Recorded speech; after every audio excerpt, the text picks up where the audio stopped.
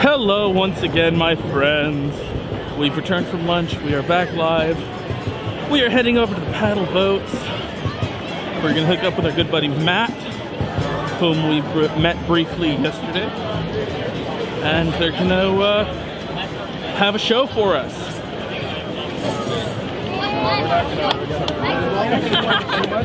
You can, or? No, you can't. Oh, okay. Excuse me, guys. I'm sorry. Alright. You're like, no, I'm going to shock the audience. We're getting ready to go. We're definitely live right now. We're live right now. Yay. At the Moat Paddle Battle. Fantastic. What time is it? It's time. Is it time? Yeah, 2:59. Okay. Huh? Oh, yeah. So. Only a few minutes left. Let's get your boats in. So show me what we're doing here. Okay, right. So the contestants will run from the end of the trough. And they'll line up. They'll put their boats in the water. 3, 2, 1, go. Run to the end. The boats will run to the end of the trough here. They get it. They run. Give them their boats back. They have 60 seconds to wind their boats back up. Run it again. If they don't win, then we're in sudden death sudden death. Right. Then they run a third time, so it's best out of 3, and then we keep working down the bracket as we go. Okay. Awesome. What are they making their parts out of? Everything's 3D printed. Everything's 3D printed? Basically. You've got a vat of 3D printed parts over there? No, they had to bring their own? They brought their own boats. Awesome. So they registered ahead of time, except for Ultimate, and brought their own boats, which they did do. Center. Okay. And then they're bringing them into race. Awesome. Oh, you're going to make the video now? All right, let's do this. Super quick question. Yeah. A lot of people have the same similar designs. Oh, yeah, no, I do. She had a little bit. That's totally cool. Here, come here, Sandra. Get me wet. I think it's an English translation. I thought it Go for calling. translation. Finishing on their sentence.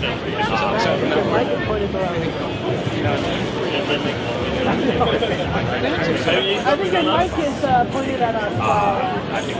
Well, Small thing. oh, you gotta know it. Sure. Excuse me, please, sir.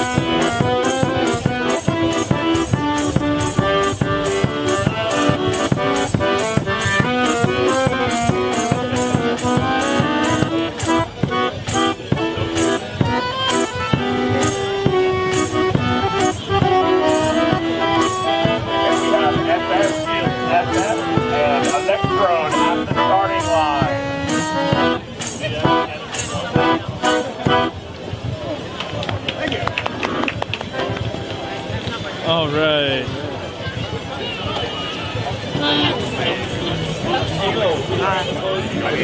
Thinking this would be the starting line.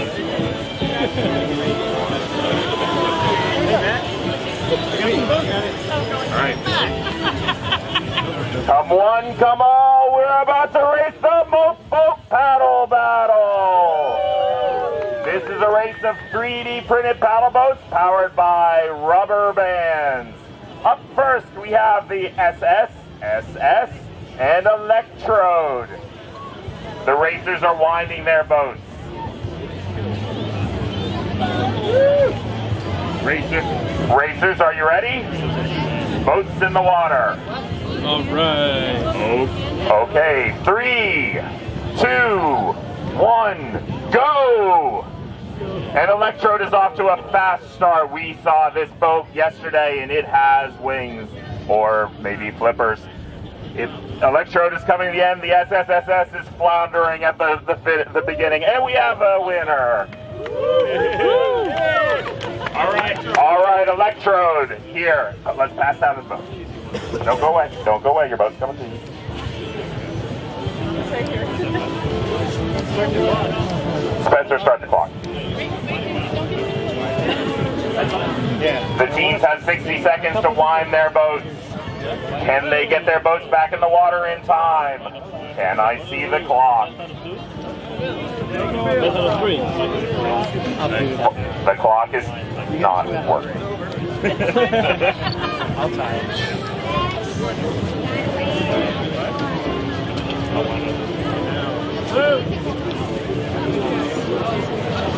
Why is making go so fast? Electrode is winding furiously to get his boat ready, but he's in the water. All right, racers, are you ready? 3, 2, 1, go! Electrode is off to a fast start, making its way straight down. This time, the SSSS makes it 1/3 at least, yes, but Electrode is already past the 2/3 line and coming into the finals. And it's Electrode. Electrode moves on to the next round. At least someone else got to hand me my boat this time.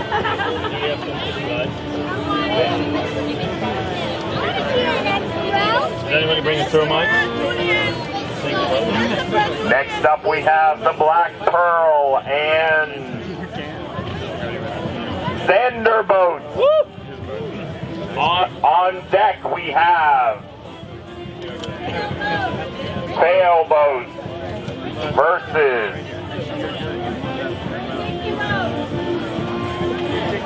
Ridica boats. Yeah, I put it in real quick to see what goes. Sorry. Yeah. Electrode, you won. You don't have to wind, you have to get out of the way. You have to wait a second.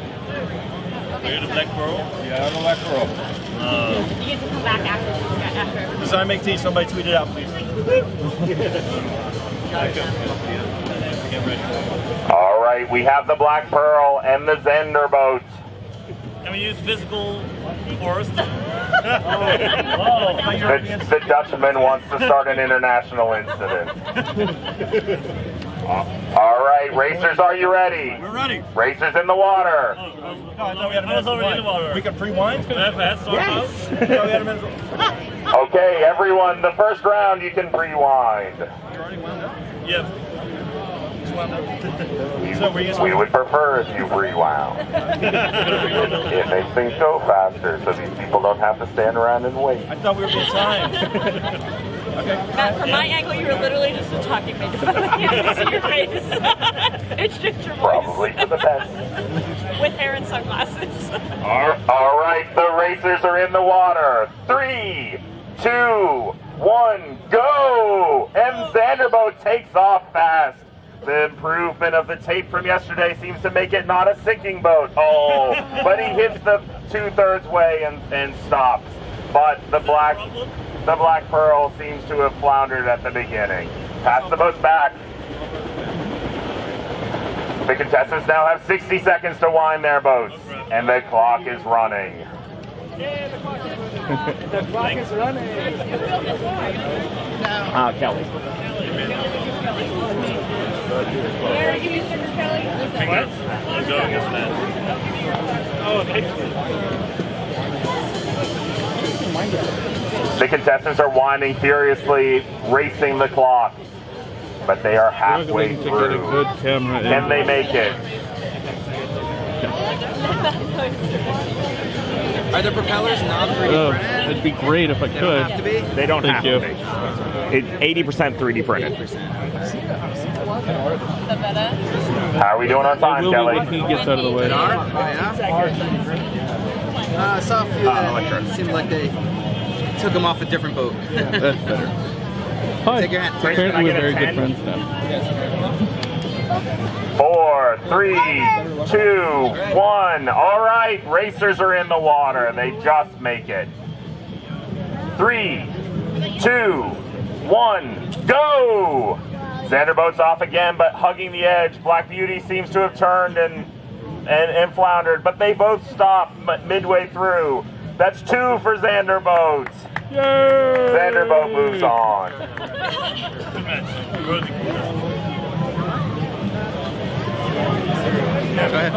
Apparently you need a better spring. Or better band, rubber band. Don't put your hand in there, all right? Next, we have Sailboats versus Ridicaboats. Sorry. Yeah. I think it's going downhill from now. Spencer. Answer. Show me who's on deck. No, on deck. On deck, we have Noah's Ark versus Balls So Hard. Oh. We need a changing to the naming rules.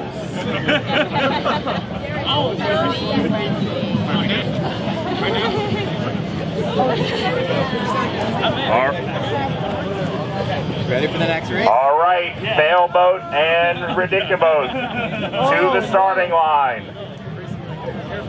This is a race meant to happen. If you are on deck, please start winding your boat. My rubber band broke right before I walked up, so.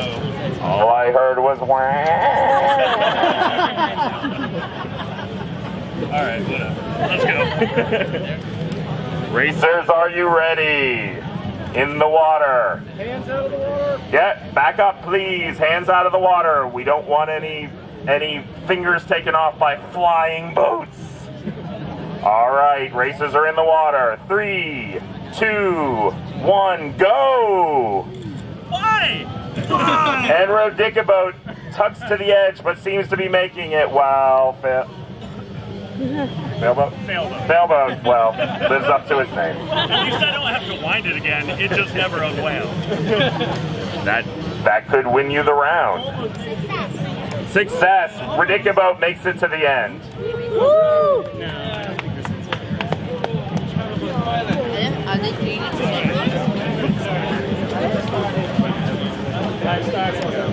All right, the racers are winding. They have 60 seconds to wind. I mean, it's not going to go again. Chris, The way that it has. can I get a 10?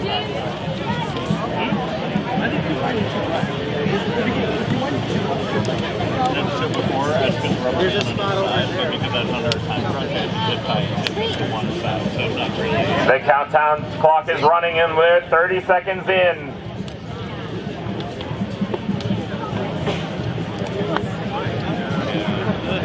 Plus, it only comes to Reminder to Noah's Ark and Balls So Hard. Start winding your boats.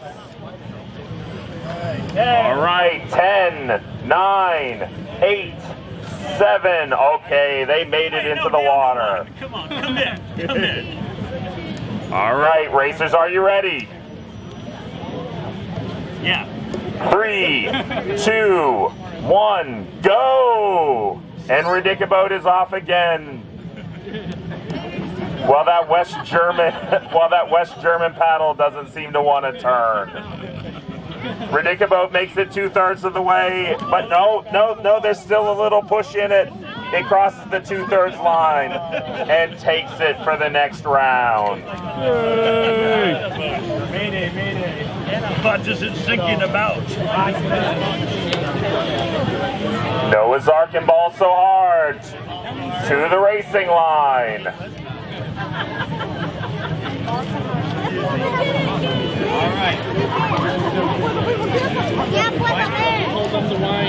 On deck, we have Bubbles and Black Beauty. Start winding your boats.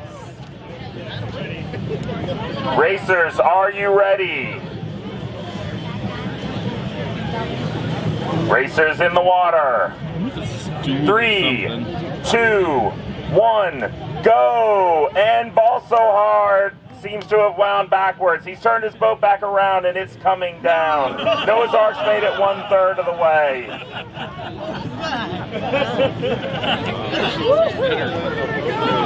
And Ball So Hard makes it to the end.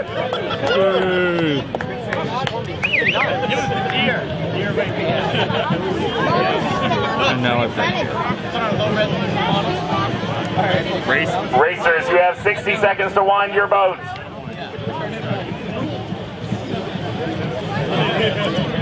The winding is fast and furious, even if the boats may not be.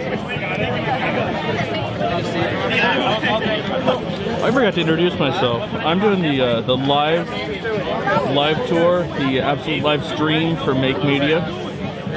My name's Colin, for the people who are just tuning in. All right, racers seem to be ready. Paddle battle. The boats are in the water. 3, 2, 1, go! And Ball So Hard seems to be progressing forward this time, but Noah's Ark is taking the lead. Oh, but it doesn't have the power to keep it. Ball So Hard wobbles its way to the finish line and takes it. Ball So Hard moves on to the second This is the round. beginning of hour 4 today. We had 3 hours in the morning. Black Beauty and Bubbles It's to 7 the hours starting after. line. We, the builders, and DHF Only Meerkat 6 Adam are on deck. If you're on deck, reminder, please start winding your boat. I have tomorrow to fly home to California. So. Oh no, that's not yours. Never mind. Sorry. I'm trying to keep parents and kids straight. There seems to be a small child at the starting line. Who are you here with? Local makerspace.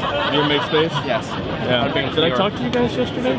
Possibly, but I wasn't there. The cities. Are you the ones with the wooden bike? No, we're the ones with the electronic motorcycle. All right, racers, are you I was ready? going to talk to you guys. The racers are in the Actually, water. I'm sorry. 3, I used to be 2, friends 1, with a guy who go! Oh! And then some old dude in a I Prius don't know which screamed him one at an flipped. Which one intersection. flipped? Bubbles flipped over? Or no? Okay, Bubbles takes the win. He was riding his electric bike through town, and some old dude in a Prius creamed him. Yeah. They say if you love something, set it free if it comes back. I might have time. I bought a Pebble on my lunch. All right, the racers I'm are trying to winding get their it set up boats, while and we're 10 watching seconds this. are down already. It's taking forever to install Pandora. The network around here. I've got good signal. The complexities of boat winding wait, seem I'm to be on plaguing Wi-Fi. our racers today. The racers are in the water. Please, everyone stand back from the edge. 3, 2, 1, go! And Black Beauty flips again while Bubbles continues down the track. Oh, but Bubbles seems to be turning around. Oh, no, it's just going to bang its head against the wall. The stat Wi-Fi was down. Bubbles takes the win. And Bubbles advances to the next round. Sorry, DHF guys. Meerkat Adam and we, the builders, are on our next to race. Who's on deck? Calibration, U-boats, and the flying fish. On deck, please start winding. DHF Meerkat Adam And we the builders in the water. We the builders. Like in the water now. In the water. 3, 2, 1, go! And we the builders spins out fast, but not as fast as DHF Meerkat Adam. The glue is not dry. You all might be seeing that making these boats to the end of 12 feet is actually a challenge, and you should practice and not come on the day.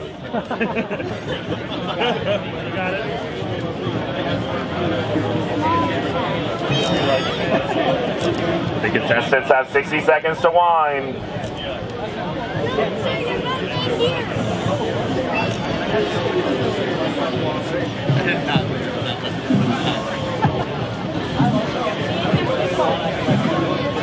Man, now I want to design one of these. You want to design one? I want to design one. It's a ton of fun. Well, just put some gears in there, get some mechanical advantage. Yeah, we're waiting for the first person to do it. To gear it. Gear it for The more mechanical complex it advantage. is, you know. Yeah. So many things. Yeah. 10, I mean, the spring, 9, rubber bands 8, always wear out. before 7. you get to the end of the track. All right, the racers The are other ready. thing, go for Okay, something that's got a 3, rudder, 2, and it's more or less 1. round. Racers So- go! Oh, and again, miswinding causes a problem. And we, the builders, takes it all the way home. Well, not quite. San Diego. Is that 2 wins for you? Did I just forget? Everyone's just Someone knew what they were doing. Yeah. right, but they ran twice, and we the builders won. Okay, we the builders is there. So if you guys couldn't hear that, what this guy next to me was just saying is that For a second I was he like, heard oh, about somebody who managed to. Looks like this guy over here. All right, Has the same calibration idea, getting Q-boat up on the hydroplanes. and a boat, I can't see its name. Flying fish. The Flying Fish are at the racing line, and who's on deck? Huh? Okay, you don't know me will advance to the next round from lack of competition. So who's next on the thing after that? The next level of the bracket?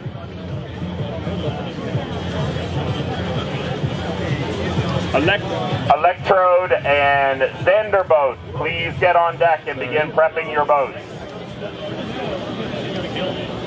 All right. Calibration Q boat. Oh, it's calibration cube boat. I get it now. Okay. And Flying Fish are ready. 3, 2, 1, go.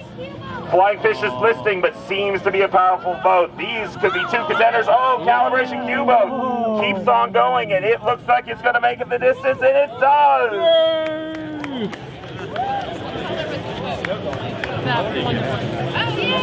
Yay!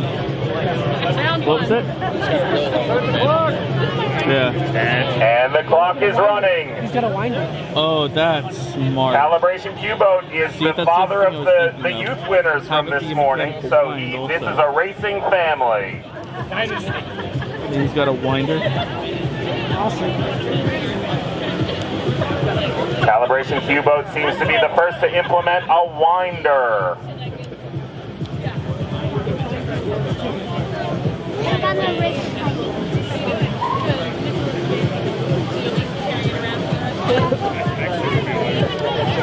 The winding mechanism seems to be working well, while the Flying Fish seems to be struggling at winding his boat, or concentrating deeply. Reminder, Electrode right and over there. Xander boat. Wind your boats, you're on deck. All right, racers in the water.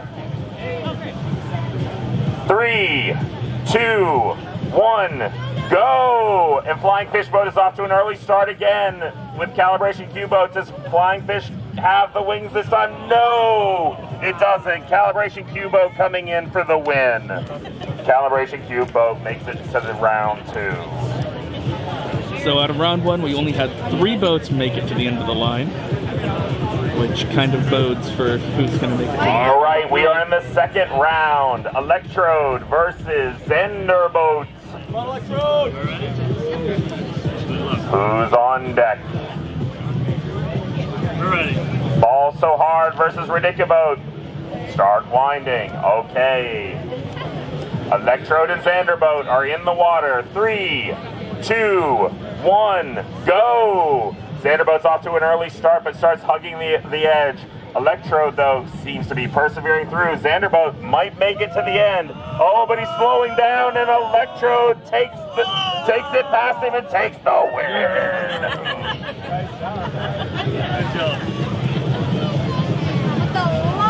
So embarrassing, Sander. We got beaten by a kid. That's the first battle. All right, and the contestants are winding. They have 60 seconds. Electrode is whining furiously while the Dutchman slowly turns. That's what we're doing for fun.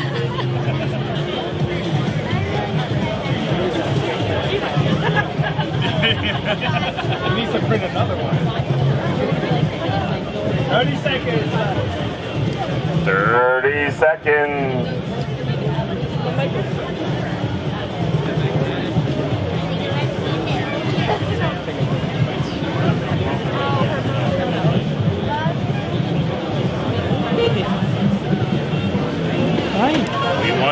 We'd like to remind you that the Moat Boat Paddle Battle is brought to you by our amazing sponsors, See-Me CNC, makers of the Orion Rostock Max and Droplet 3D printers. See them inside at the giant Park Daddy 16-foot tall Delta printer.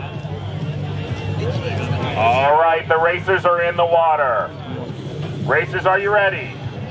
No. No. Okay, 3, 2, 1, go! And Zanderbot is off again for an early lead, but he's hugging the edge. Lots of resistance on the edge, and no, he makes it to 2/3 and stops, and Electrode passes him.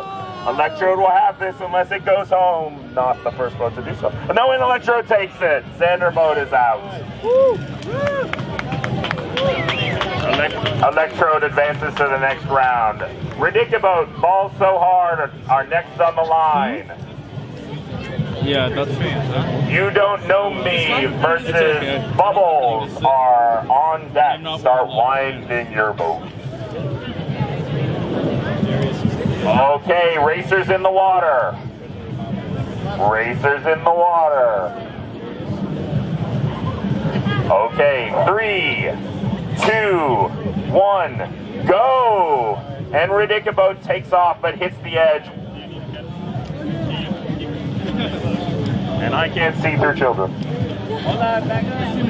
These two boats are coming neck and neck. This could be a photo finish, but no! It's Ball So Hard for the first round. This is the best competition we've seen today. Guys, I can't see the boats when you lean over, so if you can just back up just a little bit.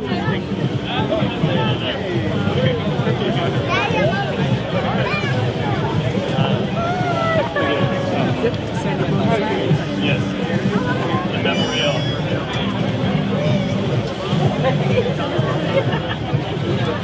And the contestants are winding. How much time is on the clock? 5 seconds. 45. With your parts.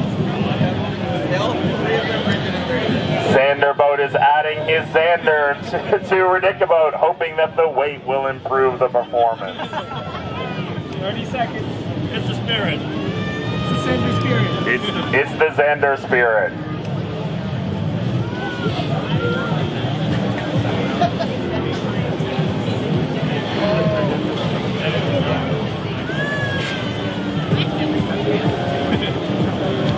Ten. 10, 9, 8, 7, 6, 5. The boats are in the water. Okay. 3, 2, 1, go!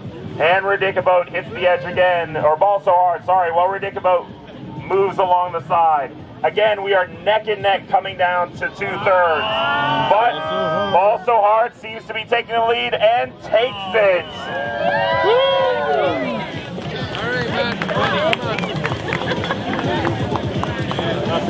Ball So Hard, much to my chagrin from the name, moves on. Yeah, maybe we should do that. Bubbles and You Don't Know Me to the starting line. Yes.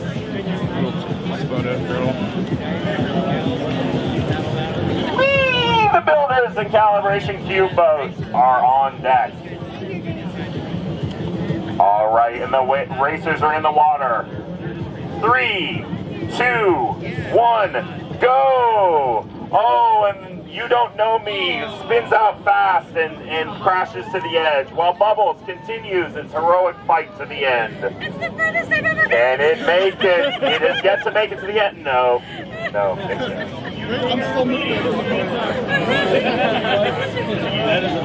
Tony Drift doesn't count. All right, 1 minute. They now have 1 minute to wind. I'm a fan club.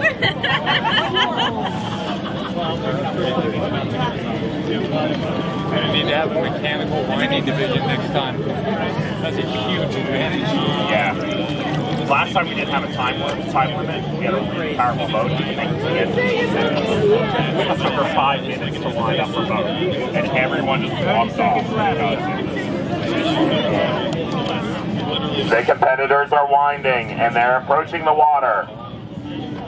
All right, they're ready. 3, 2, 1, go! Oh, You Don't Know Me flips backwards. Oh. Both contestants are floundering before the 1/3 line. But Bubbles takes it. Bubbles advances to the next round.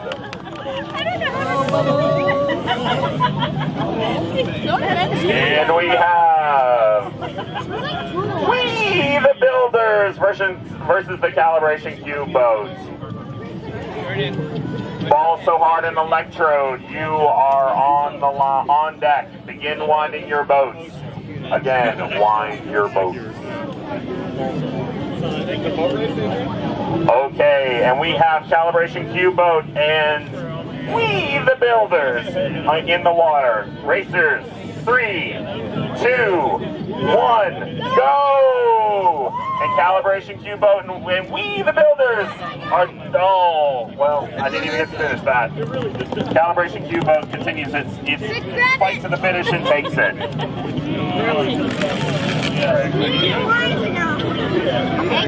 Can anybody participate? You had to register ahead of time. I like to see how fast you can go with one manual spin. This is a demo. Mommy! And the contestants are winding. Can we get about there and then turn it all But like these are the things we want people to figure out.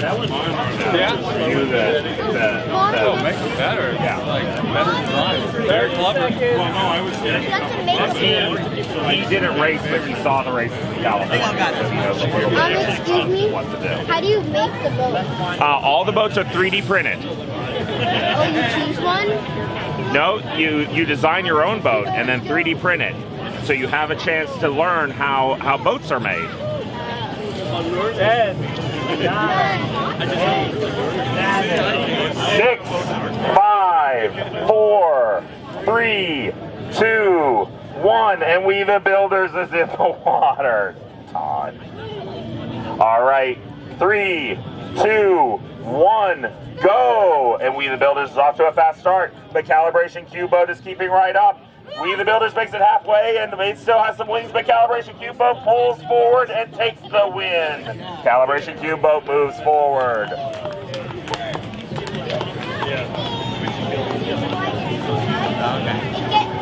It gets hot right here. Electrode versus Ball So Hard. Calibration Cube boat and Bubbles, you're on deck. We're getting to the semifinals here, you guys. Spencer's face tells all. All right, racers in the water. 3, 2, 1, go! And they're off. Electrode is pulling forward. Well, Ball So Hard seems to be wobbling along, but Ball So Hard is catching up, banging against the edge, but Electrode seems to have the legs to make it, and it's Electrode!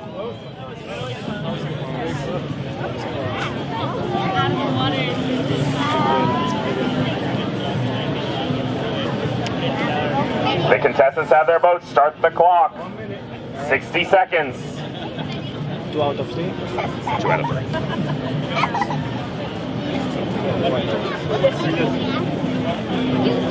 Good job. That's fun. Yeah.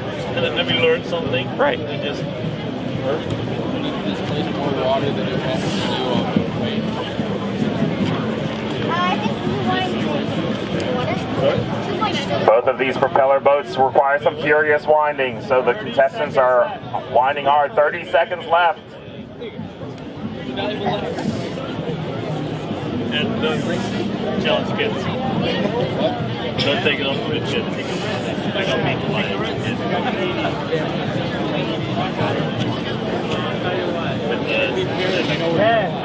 10, 9, 8, 7, 6, 5, 4. Both boats are in the water. Okay. 3, 2, 1, go. And calibration. Sorry. And Electrode seems to be in the lead while Ball So Hard has a false start. Electrode's coming in. Ball So Hard running at its heels. And it's Electrode for the win. Yay! Electrode moves forward. Now we don't have to say Ball So Hard anymore. Bubbles and Calibration Cube Boat to the line. I think we know who's going to win this one. Are these the finals? I know. We're very close. What round is it? Okay, so Bubbles and Calibration Cube Boat. Bubbles is in the water. Calibration Cube Boat's ready to go. 3, 2, 1, go! And Calibration Cube Boat is off to an early lead, but Bubbles seems to be limping along and trying, but Bubbles takes the wall while Calibration Cube Boat hugs it and goes in for the win.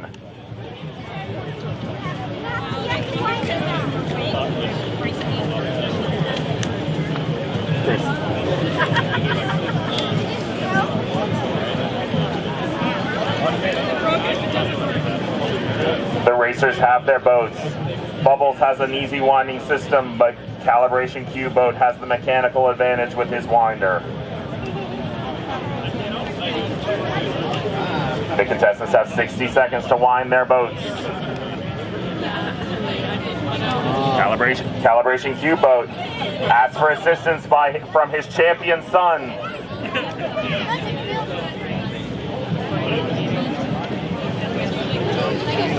Son won it before? Son won the youth. Dad might win the... How many is this? Hey,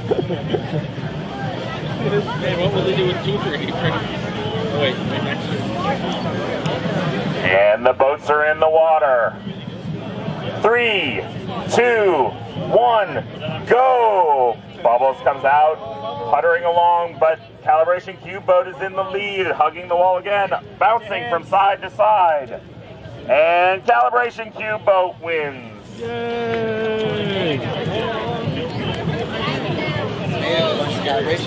Huh?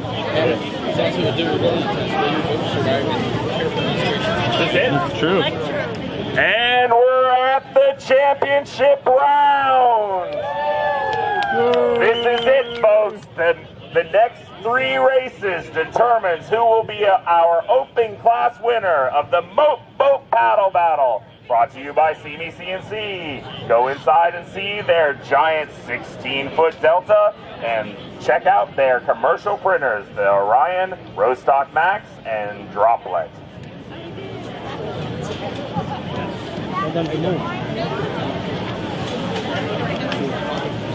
All children, please back away from the edge of the trough.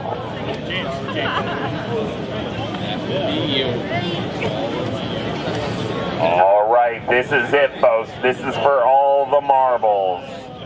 We have 2 propeller-driven boats in the water going for the championship. The racers have looks of concentration on their faces and laughs of joy.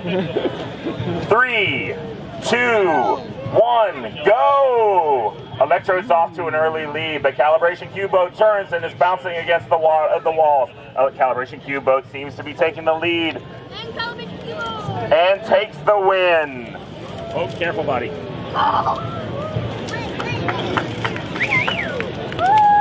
The boats are returning to their owners. They have 60 seconds to wind their boats. Matt, is there anything else? Or shall we head back to the... Thank you for racing. Awesome. We'll see you in Bay Area. Yeah. Is this a fit? Yeah. Whoever wins this wins. Wins both wins. Huh? How many runs do you have in the final? They just did the 1, so this is second. So. 30 seconds. This is the final round, folks. This next race could determine the winner.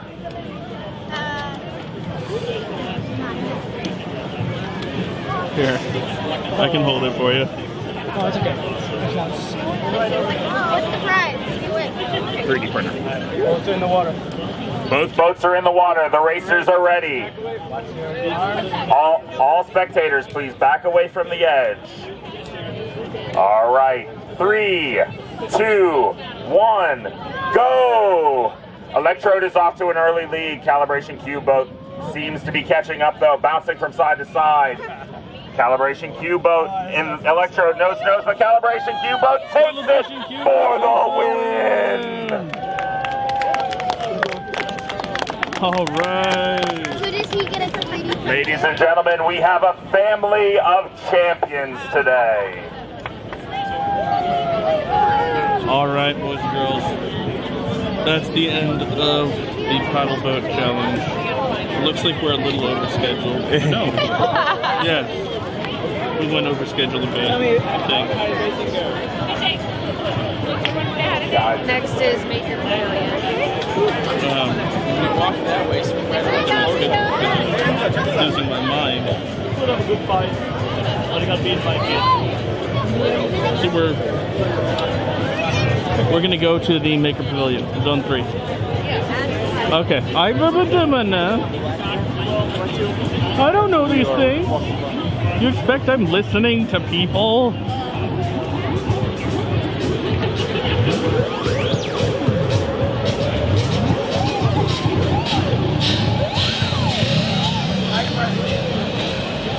Took a little bit longer than I expected, but it was still fun. I definitely have some ideas about how I would do it. I didn't see anything. Oh, geez, I'm sorry. So, the key points that I took away from it were gear the motors, because everyone just had straight rubber band drive. The only person who used a mechanical winder was the guy that won. So, definitely going to keep that in mind. You need a rudder, and you need to have the front of the boat rounded because it's gonna run the side of the track. Yeah, I just don't have, talent to do it. Okay, Wolfman first.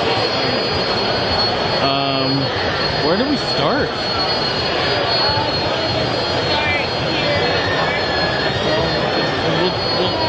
Start. Let's just walk over here to the front and we'll go like normal people.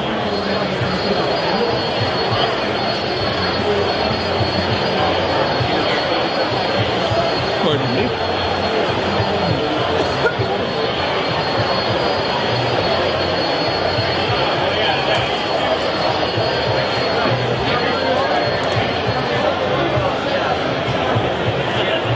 Okay. Oh, here we We've got the actual Little Bits booth. We saw some of these at the Maker Fair. And over here they've got apparently a Little Bits game. Little Code Ninja Dot. Oh, geez, where'd that come from? Little Code Ninja Dot.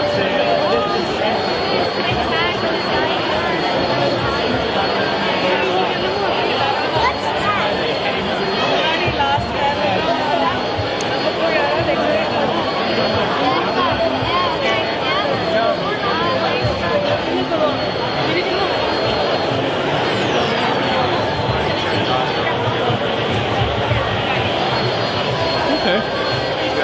So, we'll have a talk about Little Bits. Sure. Okay. Hi there. Hi. My name is Colin. Hi, nice to meet you. I'm Paul. How are you today? I'm fine, thank you. Glad to hear it. So you're here with Little Bits. Yes. Describe for people at home who don't know what it is, what it is. Sure. So Little Bits, should I look at you or the camera? I don't care.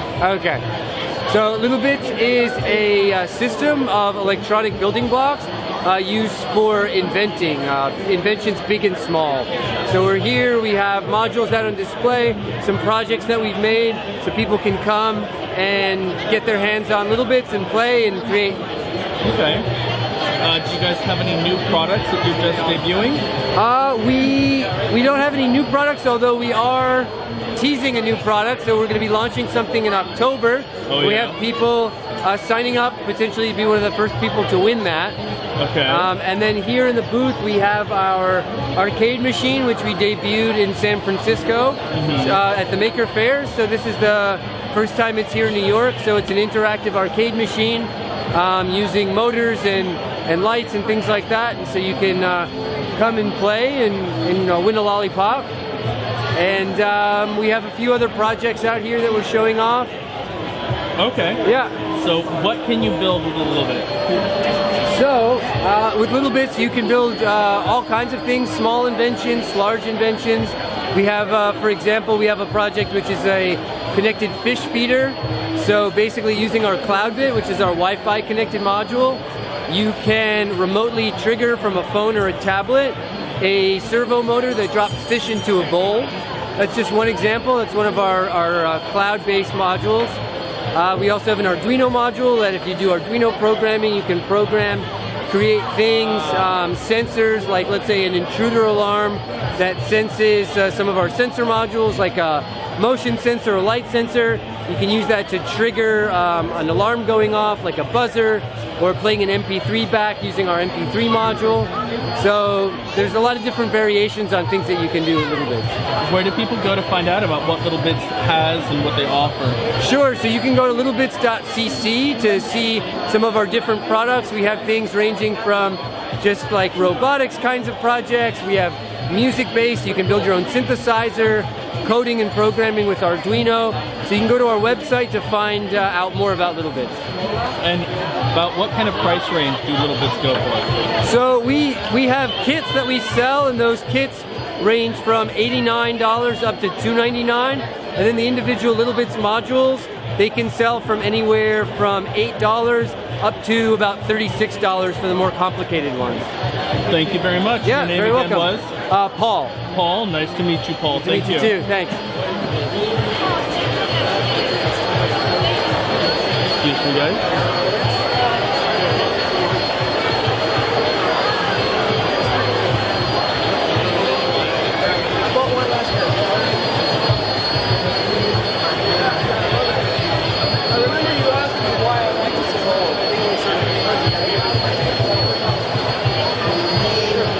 That way we're not like.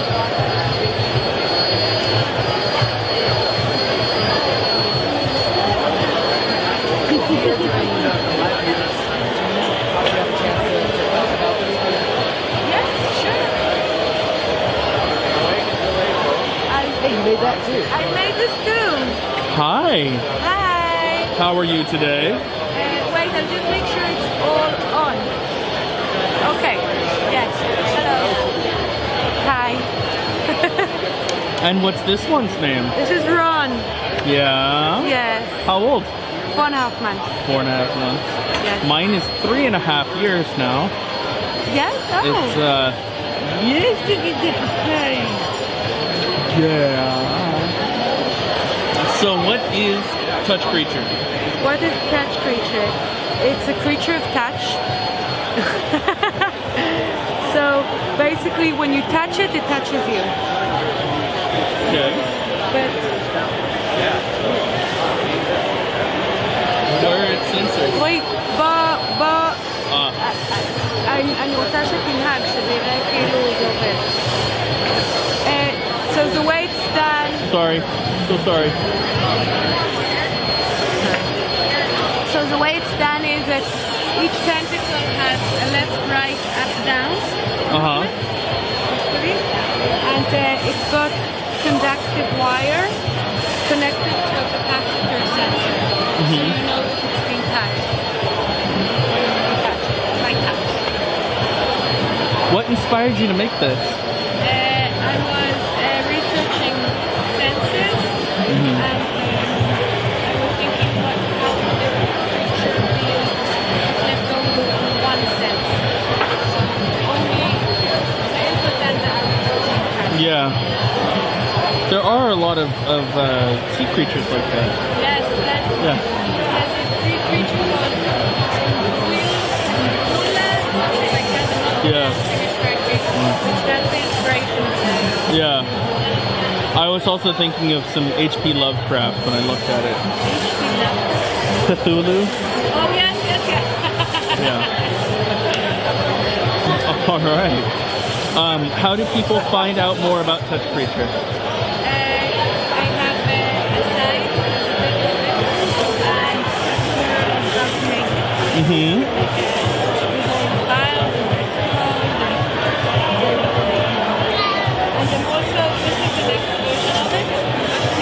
Mm-hmm. Because when I was making it, I threw out a lot of plastic. I felt crap about it. So the next version is wood, and it's much easier to get some of the paper and exchange the putty, and it's big, medium, small, and just walk around and do it now. For easy access of it. When you touch the body, it's going to hurt you. Ah. Real touch creature. Still in the process. This is the real touch creature.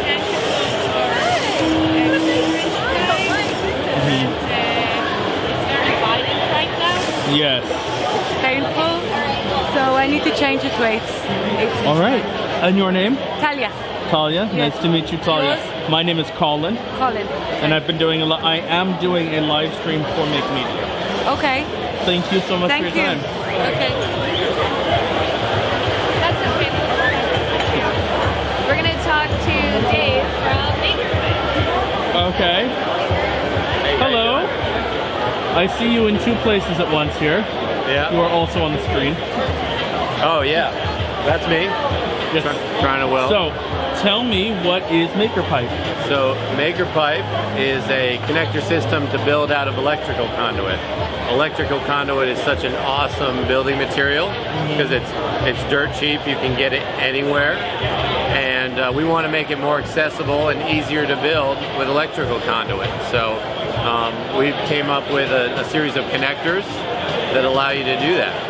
And you know, we've built our booth out of Maker Pipe and electrical conduit, and it literally cost us maybe $150 to do that. So the process is you get electrical conduit, and you're able to cut it with a pipe cutter. And after you cut it, we give you these caps that slip over the ends, and that lets the connector really grip the pipe. And then the connectors, this is one that we have a T. They go on like that, fit over it, provide a really good grip. And with just an Allen key, you can have the bolt and tighten it up with the Allen key right here.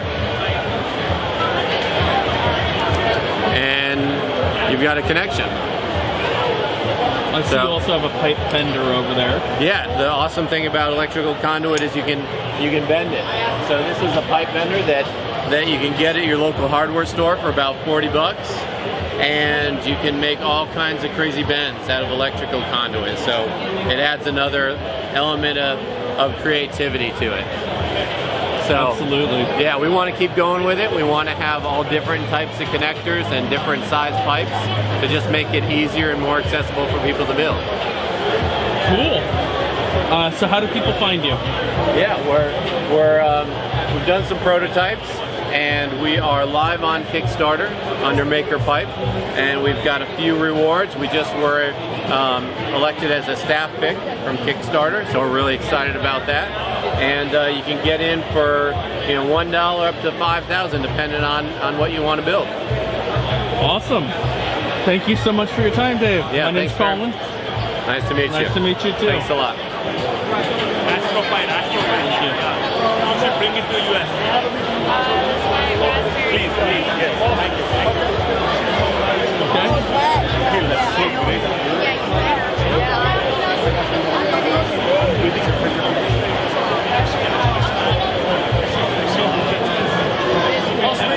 Yeah, he's the best. So the biggest problem is that my outlet for this is way too far away from me. So I would use a really long micro USB cable. Yeah. So that's not very good. And I don't need, I mess with data, so I don't really need that. Hi there. Hi, how you doing? Doing well, thank you. My name's Colin. Matt, nice to meet you. Nice to meet you. I'm doing a live stream for Make Media, and I wanted to come talk about Raspberry Pi. Great. I forgot I was going to send out a tweet on a Raspberry Pi account to say everyone watch the live stream, but I didn't You get a still chance. have time. Still have time? Are you streaming now? Oh yeah. All right. Well, I'm going to tweet now. Hold on. No, that's It's fine. not gonna take long. What's the fastest way for me to tell people to go tune in? Just is it something they can look up, or is it? It's on, as far as I know, it's on MakeMedia.com. I think there are some guys in the UK called Pieball. Okay. Let me go tweet that out. From Pieball for the Pi. I'm not sure. Yeah. I'm not sure if they've got exactly what Check. I'll say check the Maker Faire live stream. I'm sure they'll find it that way. Maker Faire live stream on makerfaire.com. No, but one thing is you to see our booth. It's got a very wide input voltage range, so you can just feed what you're trying for. Check the Maker Faire live stream. I gotta double check. We have 220,000 followers. You just have to make sure you spell everything right. Yeah. Okay. Sweet. There's something I saw online. It's a game show called Actually. Okay. Because if there's anything nerds love more than anything else, it's correcting people. Right. Yes. Well, yeah. When you have that many enthusiastic fans, you definitely get corrections. Yes. So can I show you what we're doing? Yeah, sure. I'd love to see what you're showing off. Okay. So of course we have the Raspberry Pi. Right. This is the Raspberry Pi 2 Model B. It's got quad-core 900 megahertz processor, full-on computer. It's the Raspberry Pi everyone's familiar with. We have so many people coming up to us and saying, I do this with Raspberry Pi. I've got 10 Raspberry Pis at home. I've got a Raspberry Pi running my home server, this and that. So you got USB ports, Ethernet port to connect it online, HDMI to connect it to a monitor, and you got all these pins here. These, of course, GPIO pins to connect sensors and motors. You could build a robot for Raspberry Pi. You could build a sensor network with Raspberry Pi. There's so much you could do with it. You got some extra special stuff, and I'm gonna have to. I only have so much length here. I don't know if you're able to get this here. You able to see this? If you were to push that enough. I just assume that everything you're showing me is new to me. Okay. So this is our Sense Hat. This is an add-on board for Raspberry Pi. It's got a bunch of different sensors on it: humidity, temperature, pressure. So if I hit up on this, there's the temperature sensor. I don't know your shutter speed. It may not. I think I need to do that. The problem was I was worried that I wasn't going to find one that was high. And also motion sensors and orientation sensors. So. But I mean, I don't know anything. As I turn that, it sets it up right. But I all learned. And then of course, text. I've got like 4 of these now.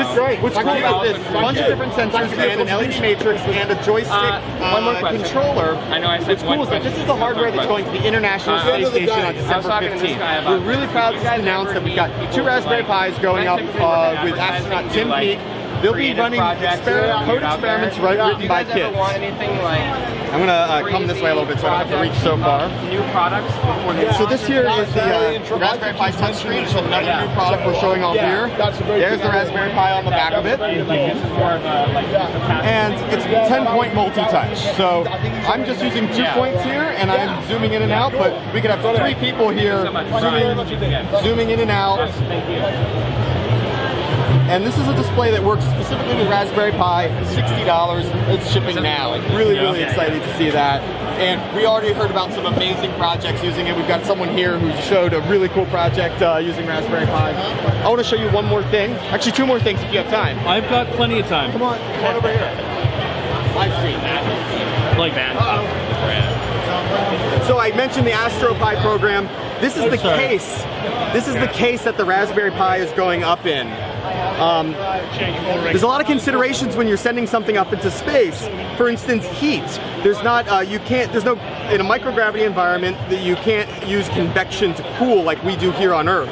So we had to build out this case to dissipate heat here. Got a spot there for the camera. And here's all the controllers and everything. This is what the astronauts are going to be using on the International Space Station to run code up in space written by kids. So this is we won the Best in Class award for that, so we're really proud of that. It's a really amazing program, and we hope to see lots of kids being able to use the Raspberry Pi up on the International Space Station. I'll show you one more thing over at this workstation here. Sure. Excuse me, guys. Oh, this is orange.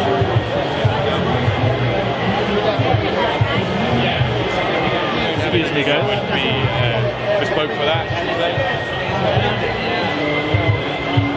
So this is the Sense Hat. This is what I was showing you before that has all the sensors on it and it has the LED matrix. What we're doing here is we're letting anybody who wants to get on to the Raspberry Pi, this is the regular Raspberry Pi desktop, and program the Sense Hat with different colors. So I've got red here. Oh no, we lock up here. So I wrote this right before Faire, and so it may not work perfectly, but let me see. See if I open another one. Maybe that'll work. Now let's try one down here. Sure. Take a deep breath. You don't have to worry so much. Okay, so here's an animation that someone already made, or this is one frame, but this is the first frame. They programmed the LEDs. I'm gonna go to the next frame here. It'll copy them over. Let's add a little bit here. We'll do another thing around here. All right. And then I hit play, and it's only a 2-frame animation, but people are making really, really cool complex animations with this little tool here on the Raspberry Pi, running on the Raspberry Pi, and playing around with the Sense Hat. Awesome. So that's what we're showing unfortunately, here. that part's not showing on here. Oh, yeah, that's too bad. The words did, but yeah, on that it's just a flickering blob. Oh, that's too bad. Yeah, but it's really pretty. In person, it looks amazing, I swear. Yeah. You have to take my word for it. It does, actually. I really like the purple. Yeah, purple's a nice touch. We got the whole rainbow colors here. Yeah. We've been seeing people do some really, really cool animations. Some kids sit here for 25 minutes creating the crazy space invader animation and everything. Really, really fun. Kids are having a lot of fun. Some of them trying out Raspberry Pi for the first time. That's really cool. So where do people get a Raspberry Pi? Go to raspberrypi.org, see them there. Of course, MakerShed sells them as well. We're happy to see that. And a kit which includes the book Getting Started with Raspberry Pi. Okay. Thank you very much for your time. Yeah, thanks for coming. The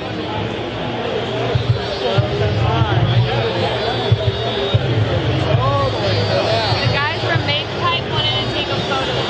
With who? Make Pipe one we just came. Oh, okay.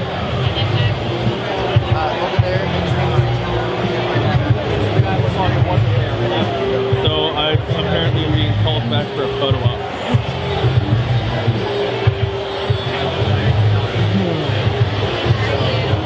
Combine that with connectors and you can build all kinds of stuff. Oh no, you're fine. You're fine. So that'll work. If you just want to point the camera at them. These sleeves, they go on the end. No, you can do it yourself. This is a pipe cutter, and you just wrap it around. for 1 second? No, it's okay. It's okay. Thanks for coming back. Yeah. I just wanted to get Yeah, a no, couple. it's fine. Yeah. Blah blah blah blah blah. Blah, blah, blah. Yeah. All right. All right, Right on. thank you Thanks guys. a lot. Appreciate it. Thank you. Yeah.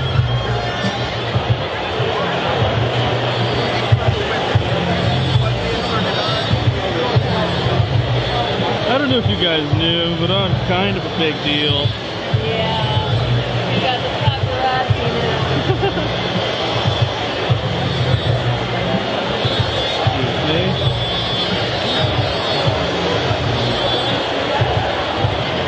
I'm not sure. Ooh, Glowport. Yeah, I want to see that. Good, I want to talk to them. Oh, I'm so sorry. I'm sorry. We're good.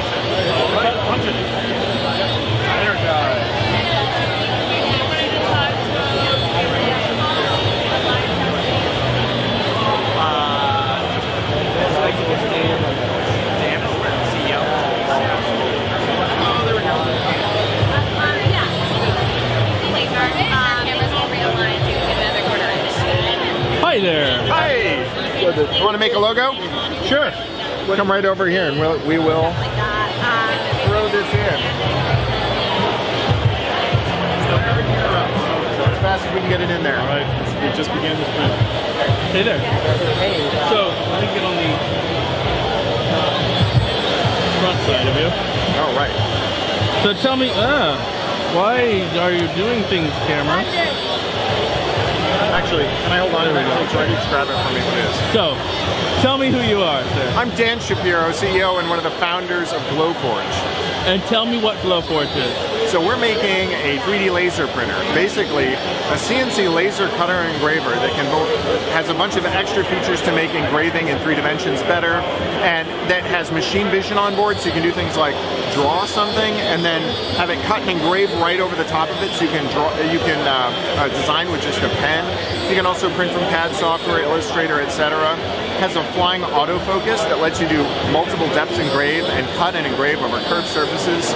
We basically try to take all the things that bothered us about current laser cutter engravers and turn it into a beautiful package that was easy to use, and then make the whole thing during our pre-order campaign less than $2,000. So it's $19.95, and actually if you're here at Maker Faire, we have a coupon to save an extra $100.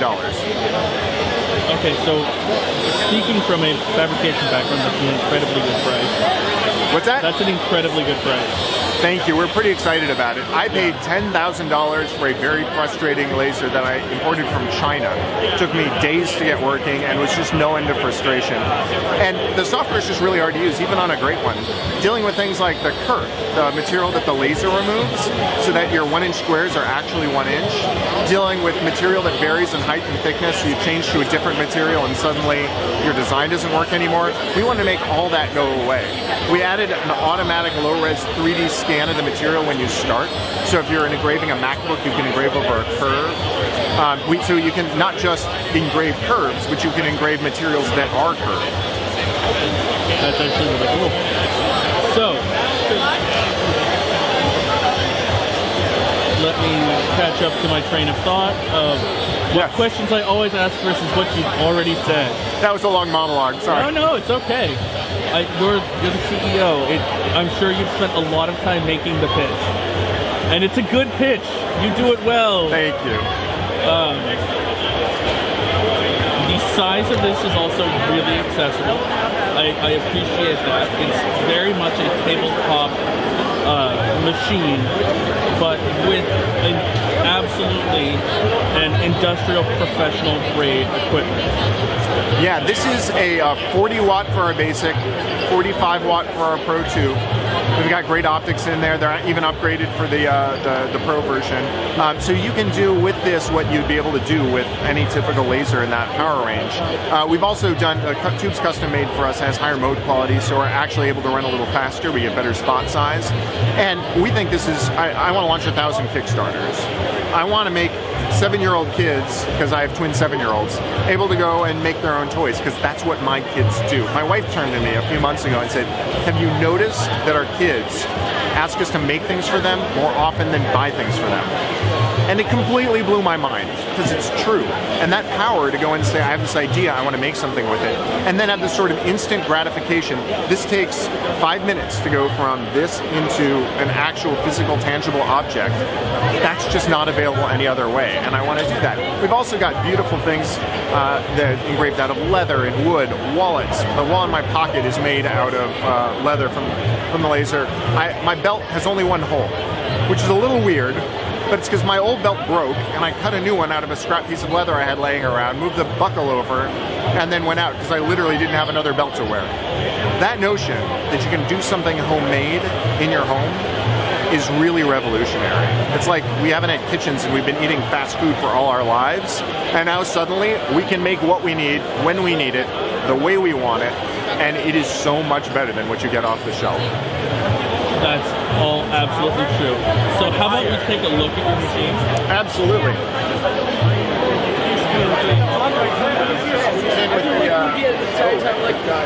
In about 1 minute, we can run this through it. Sure. Can I show you some of what we made with it? Absolutely. All right.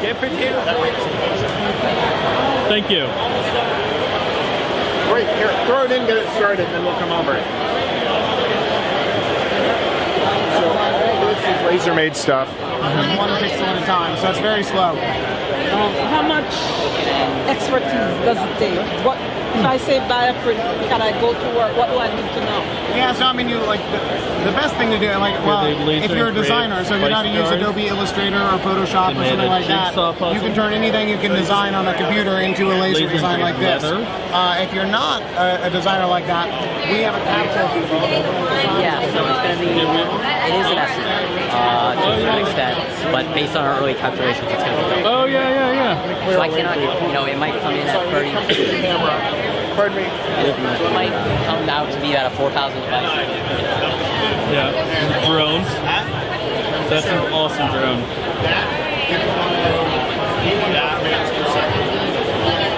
That's awesome. That's very cool. Yeah. To go produce on the Glowforge. You start with something like this, and you wind up with something like this. And now, as we were talking earlier, I noticed on your PR screen here, you can run multiples of something you've already scanned. Exactly. So once you can take it and redo it. Right now, was a drawing. Wasn't done digitally by an illustrator. Yeah. And so we went and actually started with a pen and ink drawing, and then copied that and made multiple copies. So we've got some of these. Worked with Faire Games to do this because we all love Settlers of Catan. We want to make this beautiful hardwood board. Yeah. We're running.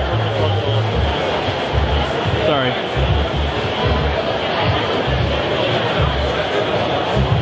I'll give you a place back. I just need to get the camera in here for a second. Sure. What did you expect that? So in here, I'm gonna take this a bit off my shoulder so you can see. We've got the laser in there. It's targeting all the Sharpie marks and etching them off. And work better if I focus. There you go.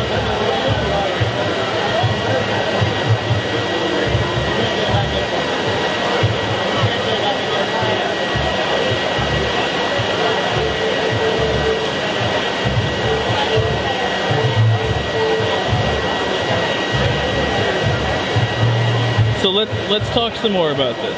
Absolutely.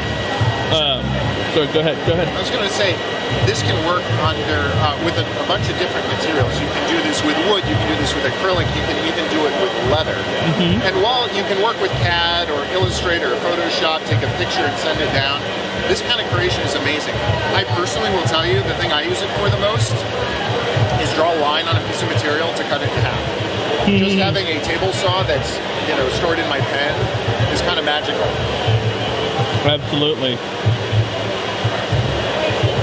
Now, if you were going to do that, how long would that cut take? So that would be to cut like a 12. The bed's 12 by 20. To cut a piece of material like that in half would take less than a minute. This entire process is going to take about 5 minutes, and we'll have that down to significantly faster by the time we launch. This isn't our production tube, and we're still tuning up the motors, so we'll be able to go much faster. Okay. So yeah, we're about 2 minutes done with 2 minutes left to go on this. Now you can see it's going to both cut and engrave. Right now it's engraving away all the black material. It's going to cut around the edges. There's just a magic wand tool that we've got running right now on a MacBook. And you can see it's showing you the bed of the laser with the material in it. Uh-huh. You can see the time remaining. And Kevin, before we started, just clicked on the areas to remove. And the areas to engrave. Okay. That's how we set it up. This can work just as well on Windows, Mac, PC, iPad. It's a browser interface, so it doesn't matter which platform you're driving it from. It's actually really convenient. In fact, if you have somebody in a makerspace with one of these, you can call them up. You can say, put a piece of material in for me. You can print from your home, and then somebody there just needs to hit the button to kick it off. The machine has Wi-Fi, so it's on the network. You can print from anywhere. This is also a Class 1 laser, which means that it's safe to use in a home, in a school. FDA is the one who certifies lasers, and this is their safest rating. Same as a Blu-ray player or a traditional laser printer. Okay. That's why you don't see warning signs all over it. Yeah. We also have a Pro model available, which has a pass-through for larger materials, but the pass-through means it's a Class 4 laser that requires goggles and a warning. And how much does that one run for? That is $39.95, and it also comes with an air filter, so you don't need a window nearby. You can plug it into the air filter and run from there. Okay. And what can you cut with a Class 4 laser? What can you cut with? What can you cut and engrave with a Class 4 laser? Well, with either of these. Everything that you've seen you can make with a basic, the $2,000 model. And you can use natural materials like wood, leather, paper, cardboard. You can even use foods like chocolate and seaweed. We make sushi out of laser engraved seaweed. That's pretty cool. And you can engrave metal, you can engrave consumer electronics, you can engrave stone, and you can even engrave glass, which looks pretty amazing.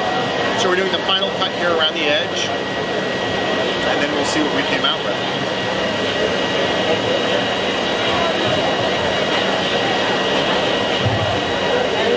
So this is a CO2 laser operating at 10.6 nanometers, sorry, micrometers. And so it's far infrared, not visible. And even though we can see into here perfectly, the heavy glass lid is completely impervious to infrared. And there we go.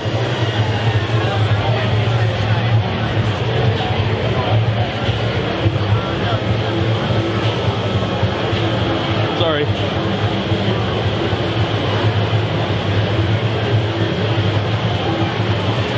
Here's our little guy. I can imagine this logo must have been revealed in many different media today at Maker Faire. Yes, it has. But being able to do it from a hand drawing is something we're pretty excited about. I'm pretty excited about that too. A friend of mine at a 3D printer company said, it's funny, but you have a lot of kids at your booth. We don't see that very much. It's true. But it's just that simple. Gorgeous. Thank you very much for your time. Thanks so much. We'll get out of the way so we can make some more cool stuff for people. So is that right? Go ahead, guys. And yeah. Cool. Thank you so much. I'm Dan Shapiro, and you can get one of these pre-ordered at glowforge.com. Thank you very much. Sorry.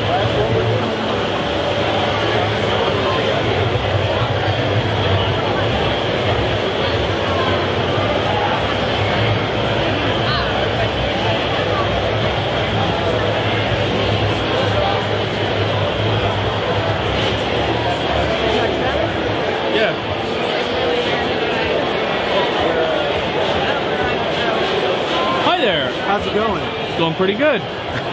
My name's Colin. I'm doing a live stream for Maker Faire. My name's Gary. Yes?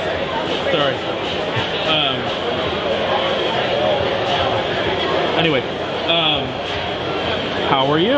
I'm very well, thank you. I'm glad to hear We'll see you tomorrow. Okay. So what are you guys doing here? So we're called AtFab, and we make downloadable CNC furniture. So if you have access to a CNC router at your makerspace or hackerspace, you can download the cut files for any of these designs from our website, and you can make them yourself at your makerspace. Okay. How'd you get into this? Well, we're architects and designers. We teach at the College of Design at the University of Kentucky. Of the university where? Of Kentucky. In Kentucky? In okay. Lexington. And we're interested in, first of all, designing for CNC, designing specifically for the tool to see what it can do and see what its affordances are. But we're really also interested in the idea of distributed manufacturing, where the idea that you can ship information and not stuff, so that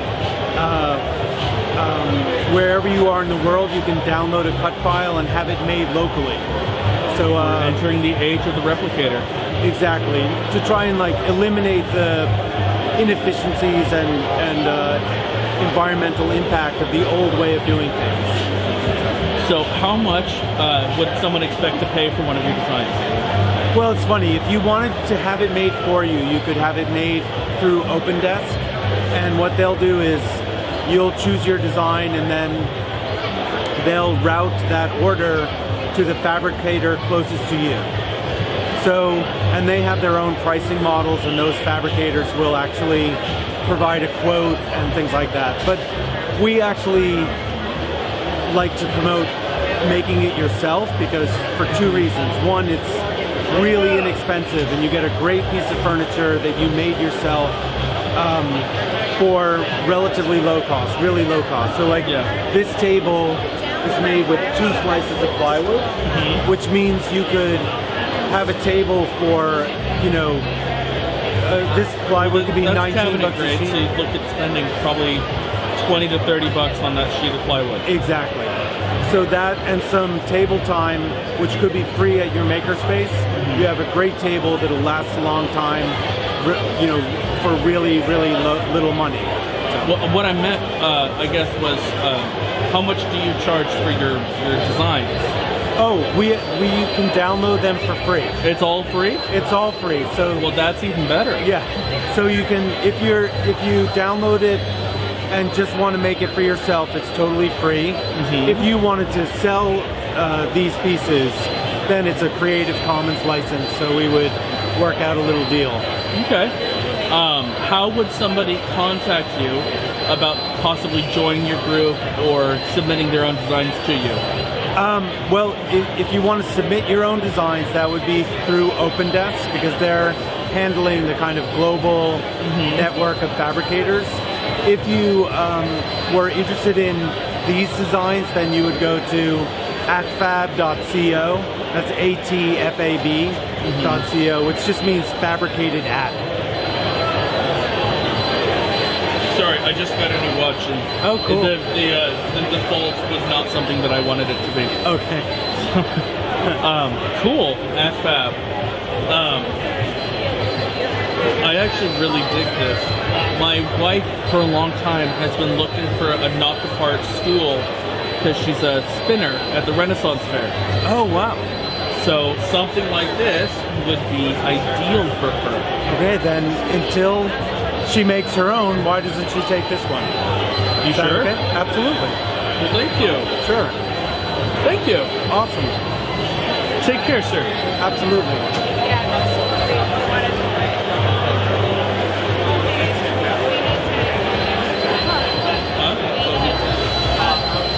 We need to go to the next one. Yeah.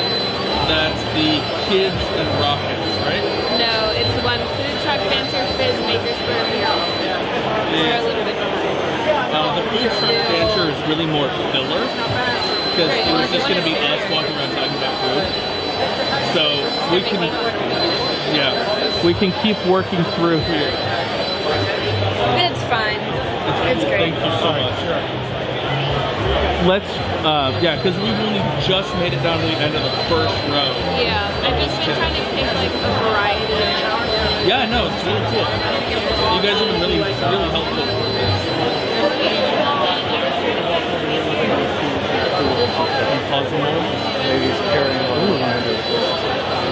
That's cool.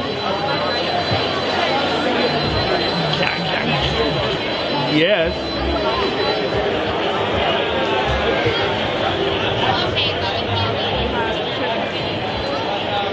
Hi there. Obviously. All right. How are you? I'm great. I'm glad to hear that. What's your name, sir? I'm Sean. Nice to meet you, Sean. Nice to meet you. So tell me about composite mold. So composite mold is a very easy to use mold making material. It comes in a container like this. It's rubber, solid. All you do is throw it in the microwave, melt it down, and it becomes liquid. So once it's liquid, at what temperature? At 130 degrees Fahrenheit. So it's still a safe working temperature. Yeah. Cool. Pretty safe. And once it's melted, you just pour it over an object like this dog here. And just imagine you've got your reverse mold. So you got your mold there. Wait for it to solidify. It solidifies by cooling. So this, just leave it sitting out room temperature for a couple hours. Throw it in the freezer for half an hour. It'll be ready. That was going to be my next question. Exactly. Then you pop the original out, and you have your mold. Okay. So you take your mold, and you do whatever you're going to do with it. Do whatever you're going to do with it. Okay. You could put, it's food safe, so you can make chocolates with it. You can also make candle wax, candles, soaps. You can do resins, epoxy resins, urethane resins. You can use silicone in there. You can use cement resins. What's that? Can you use polyester resins? You can use polyester, yeah. Okay. What is the base material of your mold making? Well, it's a food-grade polymer. Okay. Yep. Cool. Completely non-toxic and biodegradable, earth-friendly. Sorry, I'm looking at your pricing model down here because this is something my wife would love. So the 20-ounce bottle or tub is $30, 40 ounce is $45.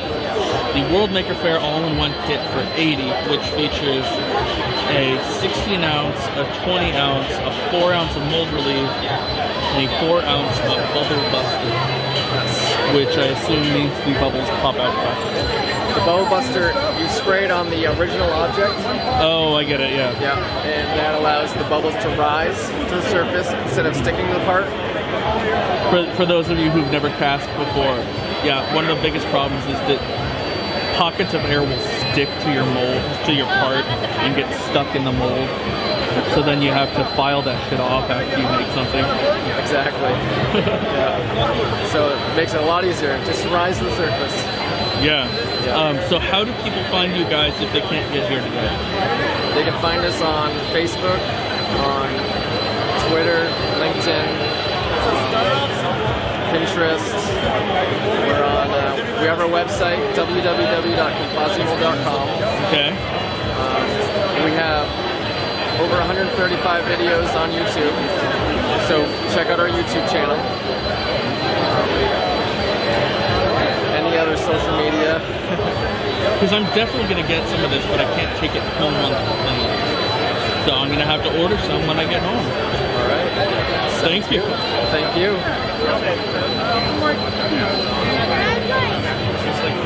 Good job.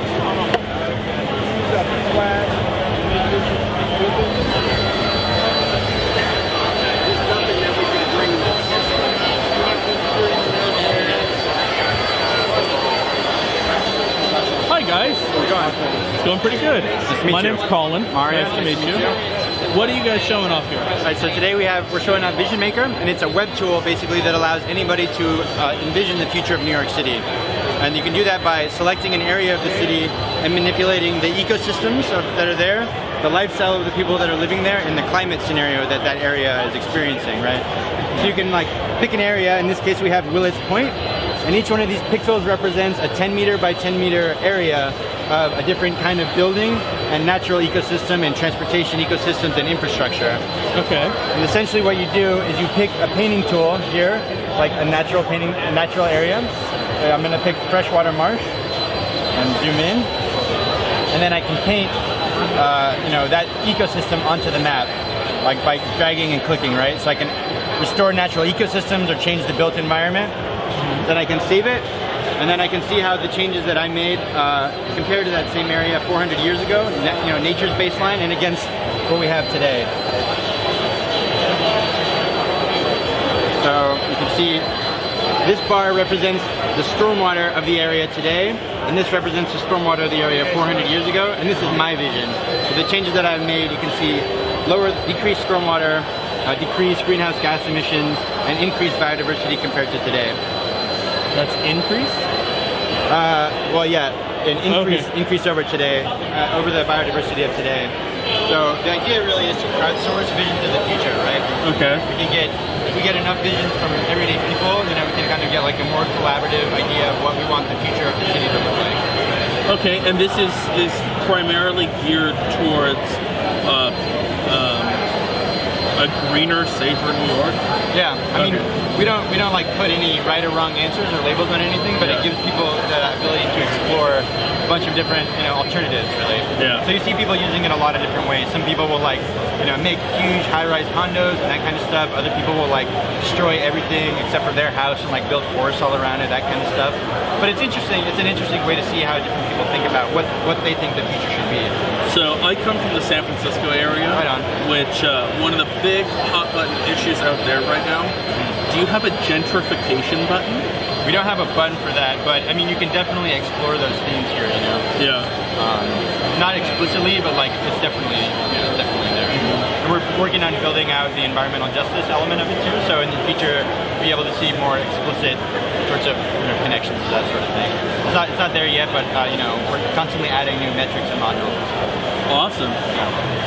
Very cool. So how do people find you guys?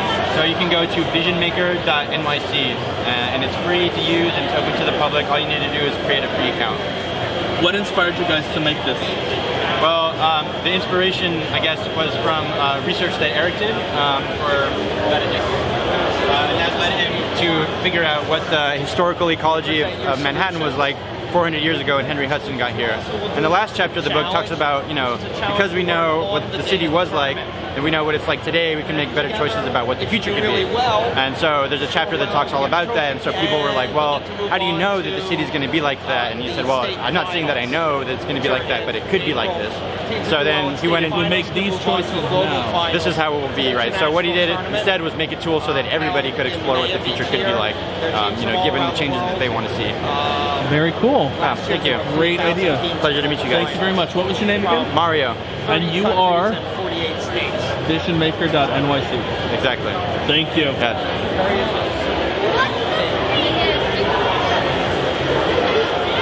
The Wallaby? Okay. Hi guys. Hi, how are you? Doing good. My name's Colin. I'm doing a live stream for Make. Cool. Nice to see you. So tell me, what is the Wallabot? So Wallabot is 3D imaging sensors that we've invented. What they can basically do is look through materials and create a 3D image of what you see inside, right? Which is pretty cool. It's not only that, actually, you can also put it next to a beer bottle, and it will tell you the level of alcohol in the beer. You can put it, you can use it as a radar to track exactly the location of people and their speed and stuff like that. So it's pretty cool. Do you want to see how it works? I'd love to. Sure. So here, that's the sensor, right? Okay. With the chip and the antennas. We connect it here to an Android phone with a USB. This is just a box, right? You see we put some random stuff in here. A pen and a Ferrero Rocher. A pen and a Ferrero Rocher, right? And then you would go, you would start scanning the wall, this box. It's going from X.1, 126 Basically, to as you get... X.938 Okay, now it's not calibrated, so I would need to calibrate it. Here, but here you see the Faire Rocher, for example? Yeah. You see 5 centimeter depth. Right? You see that here. Just make sure it's calibrated properly. Now I'll show you something else that is cool with it.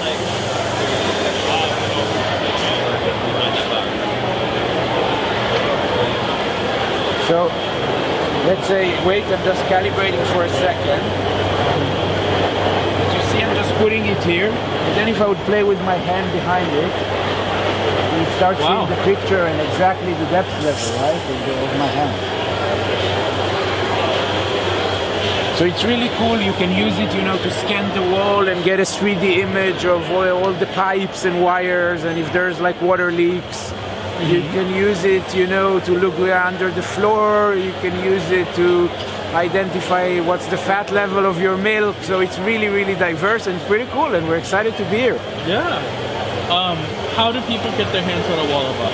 So it's now on a pre-sale in our website. So our website is www.wallabot, which is spelled WALABOT.com. You can maybe take a picture of that here.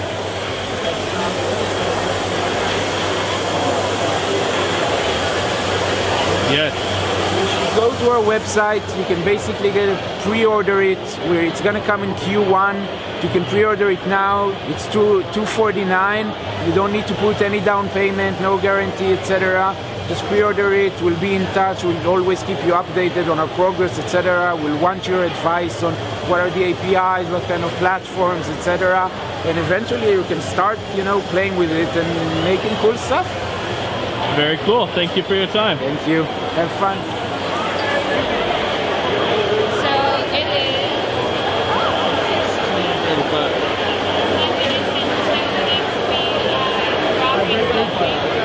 Okay. So if you want to start walking over there, if you want to do that. Sure. That's a great idea.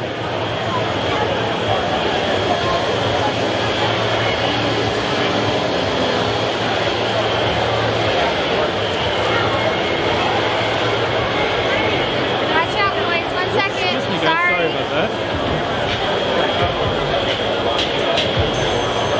Oh. I want to see this first.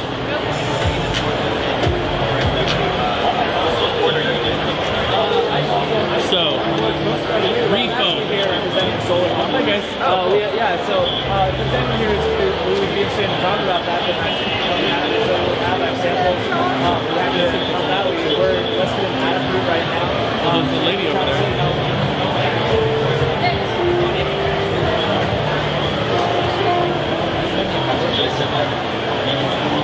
Hey. Hello, gentlemen. Hey. My name is Colin. I'm sorry, what is it? Colin. Colin. Anthony. Nice to meet you, Anthony. This is Jack. My name's Tony. Oh, Tony. Hi there. So here, this is not right there, but this is an example of our show up now. It's got your thing building on the front, aluminum on the back. It's got standard connection. Hi there. You guys need to do some video production? I'm actually doing a live stream for Make Media right now. Okay, on Periscope or just like on the website? On the website. Okay. So, Tony. Anthony. Sorry. Yeah. My best friend at home is named Anthony. I only call him Tony to make fun of him. Because he's Tony Rochelle. Yeah. But you do Anthony Jr. is fun too. Anthony. So tell me, what is Refone? So Refone is our recently launched modular phone. We launched it on Kickstarter on Tuesday. So the idea is that we want to give people the ability to make a very simple phone, as well as take something that is not a phone and turn it into a phone. So this is entirely embeddable. So the basic creative kit comes with the LCD monitor, battery, audio, our very powerful and small GSM computer on a chip.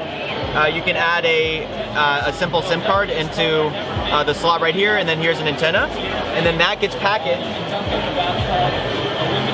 into this phone right here. So it has a craft paper enclosure, but we also encourage our users to like 3D print or CNC mold injection. You can basically wrap this in anything you want. Okay. So it sends texts, you can make calls, you can also program logic. So we have like our own internal software. So if I want to, let's see. So like if I call it, what can it do? Or if I send it a text message, then let's see.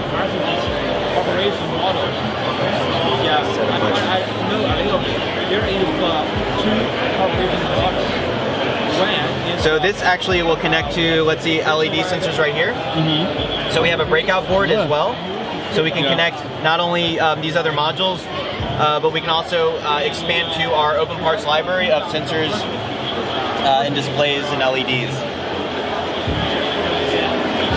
And we also have a couple of other demos and examples over here. Maybe. So actually, I think I may have accidentally turned on the robot. Okay. But this is a dog collar with we've added a GPS module to it. So we programmed it so that if, let's say, if the dog is 50 meters from the house, then it'll send a text message to my phone saying that like Buddy ran away.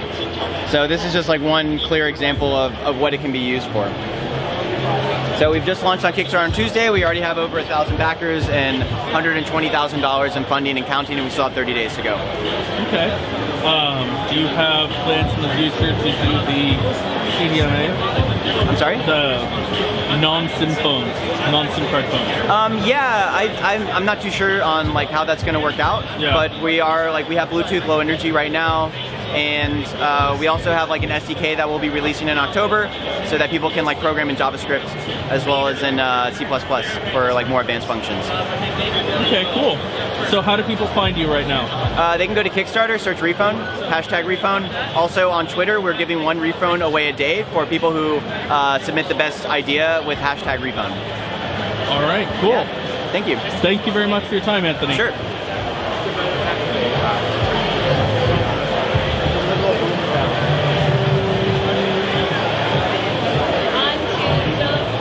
Yes.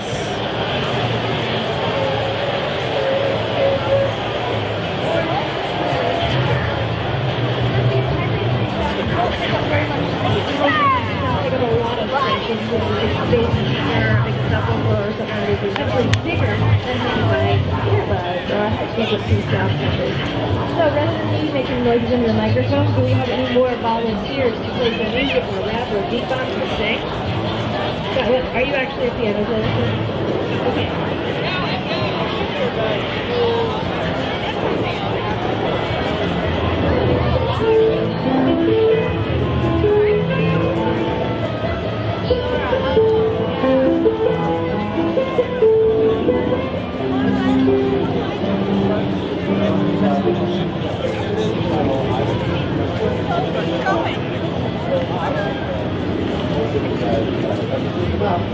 Together we can all get up there. How's your camera battery? Why do you keep changing exposure mode? It says it's still full.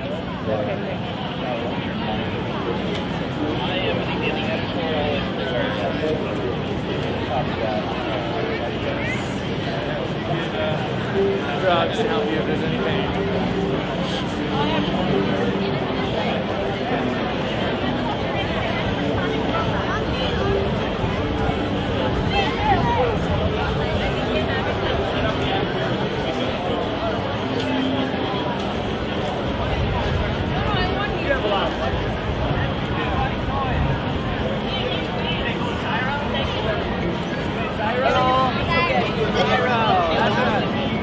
Hand control robotic toys for kids.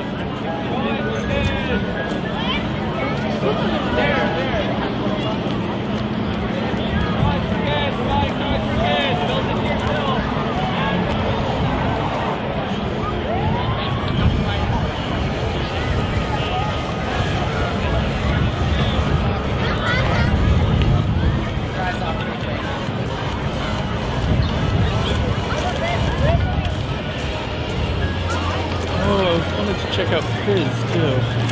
Here's mine.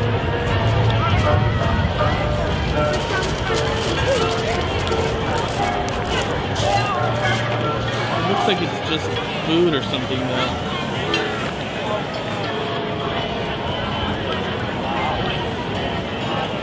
Let's look at least.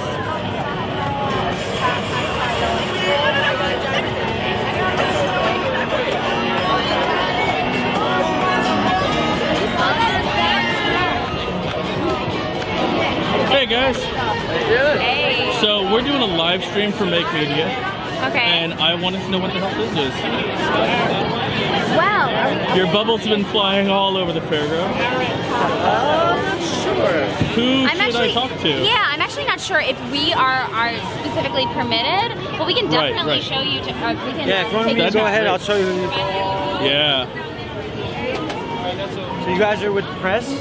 We're with the Make team. Oh, okay, cool. Yeah, if you guys just wait up right here, I'll go grab them. Sure. Sorry about that.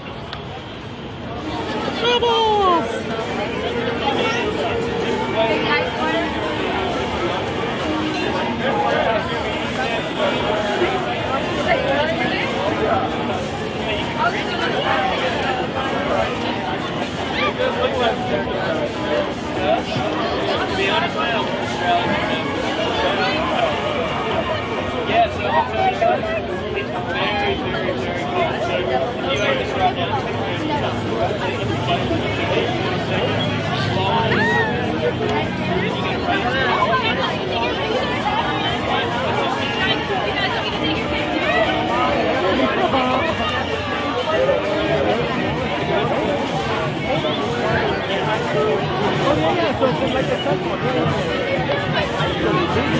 Are we down? Are we down? Oh, okay. So who are you guys? What can I help I'm you doing with? a live stream for Make. Okay. For Magazine, MakeMagazine.com. Okay. And I wanted to know what Fizz is. Sure. So Fizz is all about reimagining the soda shop experience. It's about taking unexpected ingredients, unexpected flavors, combining them with your favorite PepsiCo products like Mountain Dew, Pepsi, Sierra Mist, and Manzanita Sol, and then adding kind of unexpected, unique flavors like lime or watermelon foam, and using those ingredients in different forms, not just liquids that people traditionally think of, right? So we're adding foams, we're adding syrups, we're adding frozen dots, all to create kind of these delicious fizzes. Can you show us how it's done? Sure. I'm gonna need a second just to work through the crowd, but yeah, no problem. Thank you.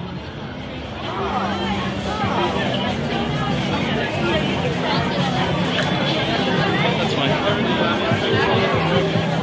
Thank you for holding the crowd.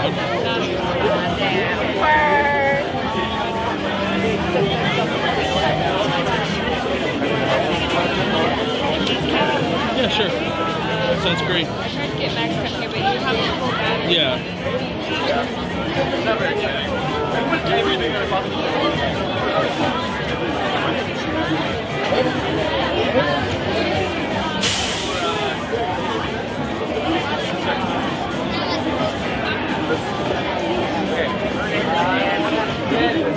Bubbles.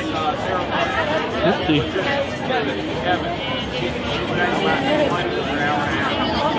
Yeah. What? No, I don't know what she What? Oh, yeah.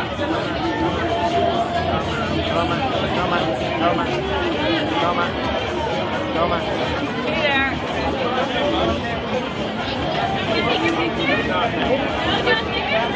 Hey, you can just follow me. Sure.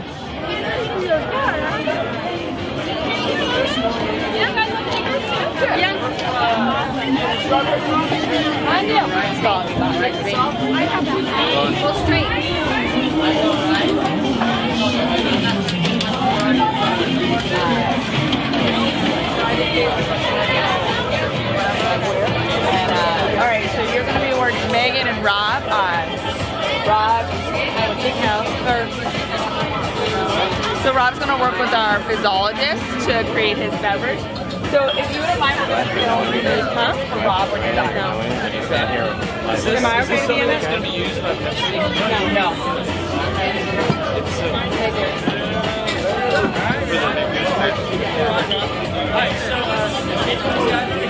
No, you're good. Okay, so you're gonna... Hi, Colin. I'm Megan. Nice to meet you. Rob, nice to meet you, Colin. Nice to meet you. So, I don't know if she explained completely. I'm doing a live stream for May. Oh, great. Yeah. And I wanted to know what Fizz was about. So here we are. Great. Are you live right now? I am live right now. Hi.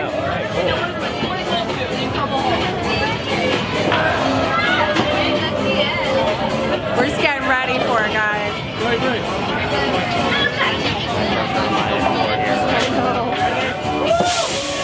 This is a live stream.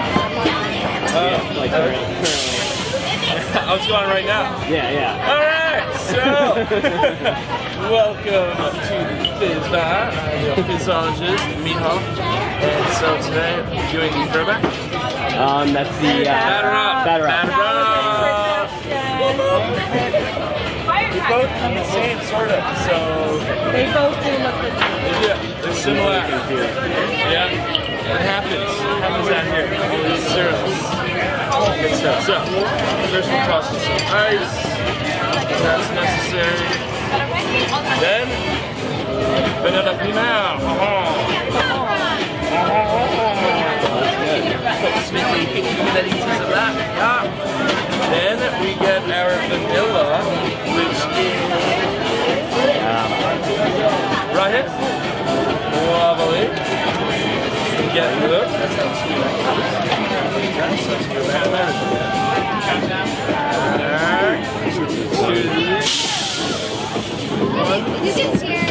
Alright. So now, the fun part. In it goes. Where's my fun one? It's the fun one. That is the fun one. The guy that Are you makes the all only of one that those. has the fun one? I'm the only one. That's why I was secretly I was getting a little jealous of it. I was on the other side. I was like, oh, mine doesn't make the noise. Did you bring it in yourself? No, I have no idea how that happened. Someone's genius. You had it yesterday too, right? I did.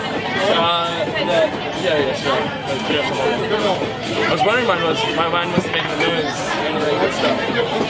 1 CO2, 2 CO2, aka Hulk's rage. That's what I've been telling everyone all day and yesterday. Yeah, we somehow got Marvel's sign off on it. They gave it to us, and you know. Next thing you know. Okay, ready? Are you ready? Because I'm ready. Oh man. That's super cool. Ready?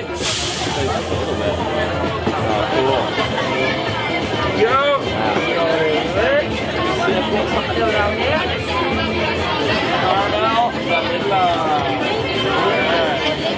So now we will add our beautiful vanilla foam.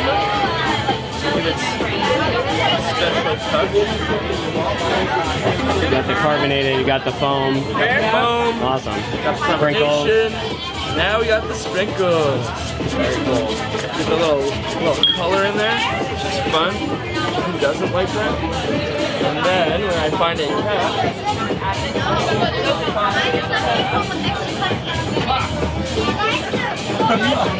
there's the cat. Last one. Alright. Pink or yellow straw? Yellow. Yeah, yellow. Let's go with yellow. Let's go with yellow. The drink is... Yellow it is. And then there's a last. That's perfect. It goes with my birthday. I know. Happy birthday. Thank you. I'm gonna say that's why I'm going with this one. Oh yeah. Oh geez. You know it's good when there's like a cupcake as garnish. Thank you very much. Yeah, I appreciate it. You're welcome. Tell me how is it? Tell me how it is. What's up? What am I doing, big guy? Oh, it's amazing. It's really good. It's like an ice cream soda almost. The vanilla and the carbonation. It was Sierra Mist, right? Yeah. Really good. Yeah, I've never had anything like this before. Very cool. Great. Well, thanks for coming by to Fizz. I'll head back on out that way, right? Yeah. Yeah. Oh no. And then just squeeze on out of here.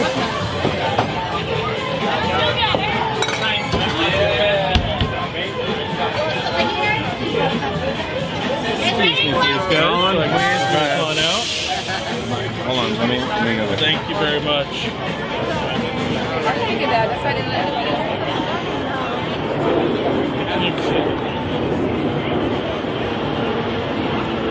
Now we're gonna head over here to drone combat. I think this is the next stop on the schedule.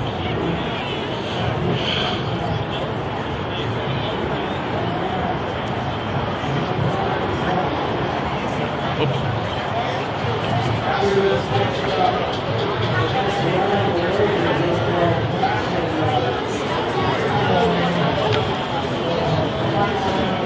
Yep. Literally, you were. Yeah, dude. I was actually wondering if Looks like Lester and Mike. Lester and Mike going head-to-head. Mike's going on a 2-zone race. Grab the racers. Now, on drone races, you. They wanted to make this race course so spectators can see everything. So it's really just a figure eight, kind of compact, very technical. We knew that we were dealing with guys who've raced before, but even still, we didn't know how tough this was going to be inside this course. These guys have had a little bit of time to practice. They go around this course pretty quick. How's it going? Doing pretty good. So I'm doing the live stream for Make. Oh yeah? And I talked to you guys a couple days ago about coming and doing my last hour show here with you guys. I don't know anything telling you, about I'm that. not asking you. Okay. Yeah. I have no idea about that, so I'll have to grab somebody for you, all right? That's fine. I was just going to head on in and wait for you inside though. Okay? I'm just going to come right through here. If I can. Harder for me to just sneak through. Oh well, I guess I'll wait here for a moment. 3, 2, 1, and the race is on. Uh-oh. I think that first racer scrubbed. Wait a minute, what happened? What just happened? Oh my gosh. We're going to have to restart that heat. You want to throttle back? I'm Douglas. Kill the throttle. How you doing there, boss? Make. Yep.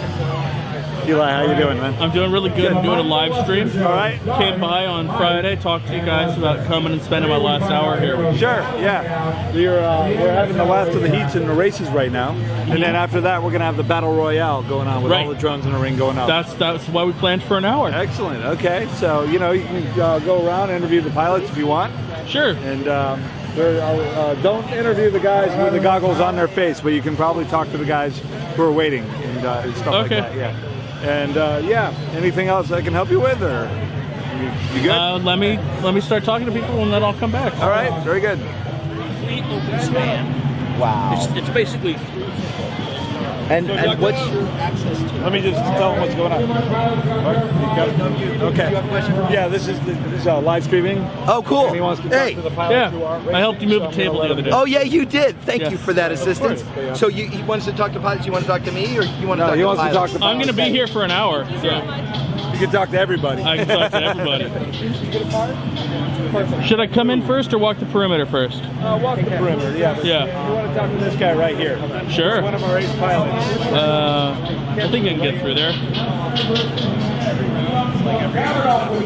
5, 4, 3, 2, 1. I just got new batteries so I can go. They got fresh power. Talk to these Hey there. Oh, whoa. How's it going? It's very exciting. Yes. So my name's Colin. I'm doing a live stream for Make. And I'm spending my last hour here with you guys, watching you race and then watching the Battle Royale. Great. So what's your name, sir? I'm Ken Liu. Ken Liu. Yeah, my call sign's Flying Bear. Flying Bear. Yeah. How long you been racing and flying drones? I've been flying quadcopters and drones for 3 years. I've been racing for 1 year. And how did you get into it? Just tinkering in the garage. I started flying RC airplanes about 5 years ago. And then I got into planes shortly after, multi-rotor shortly after. And apparently you're one of the best around right now. I'm doing really well this weekend. So yeah, I'm winning a lot of the races this weekend. What's your rig based on?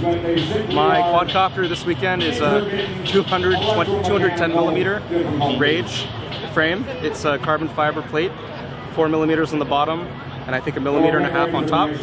It uses Cobra, 2300 kV motors, and 5-inch propellers. All right, cool. And I'm sure I will enjoy watching you race in just a little bit. Awesome, thanks Colin. Yeah.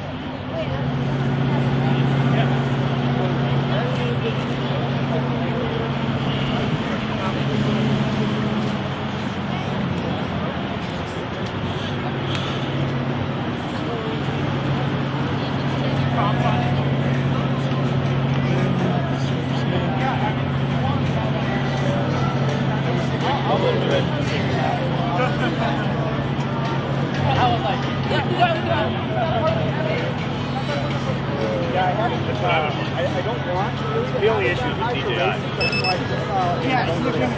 What? It is? Yeah. I want to. Lester, they're down there rapping rapping about Lester, they're down there rapping, go Lester, go Lester, go. Stop fucking up Big Live. That's my coaching. What do you want? Box that form. Okay.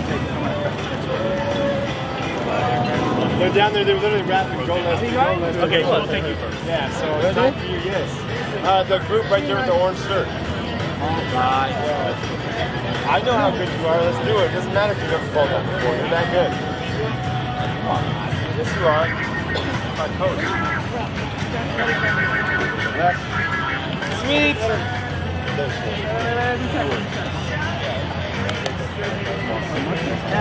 Dude, and where did the freaking sun go? Yeah, I know, right? I don't know why. All right. I got 2 contestants on the mat. Good to go? Ready to go? All right. Shree. Eric. Dan. These two have faced off before today. Looks like the goggles are down. Yep. Go. Thumb is up. Count it off with me, folks. 5, 4, 3, 2, 1, and let the race begin. Eric's up. Shree's and up. here they come, going through that first gate. Good job, Shree. Slow and steady's good, man. Good job. All right, Eric, way to go, buddy. The LED's looking He's got a little bit of distance to catch up, but oftentimes slow and steady wins the race. We'll make Eric nervous. Through the top end of the figure job, 8. Eric, way to go, buddy. Around the top gate. Run your game, Shree. Hey, I gotta get a picture of that. He's clearing these gates with ease. We got it. Through the top.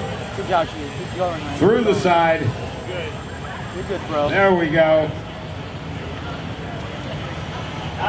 Oh man, he's about to lap him.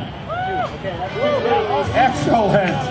We hardly ever see this, but the slow and steady guy's got when to hit the throttle.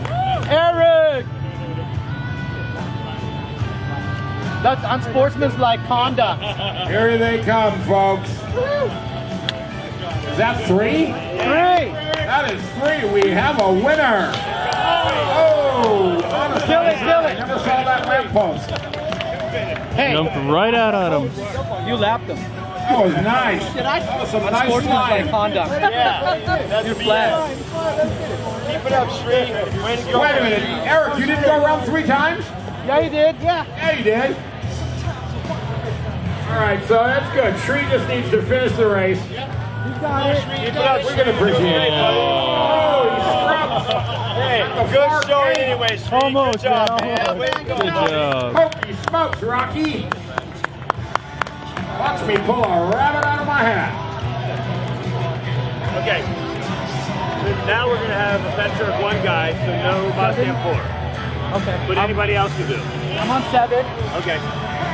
We're going to go back to combat as soon as this course of racing is done. We're going into the combat arena for some last-minute excitement. Stay tuned. As soon as the racing is done, it's all about the combat. 2 drones enter, 1 drone leaves.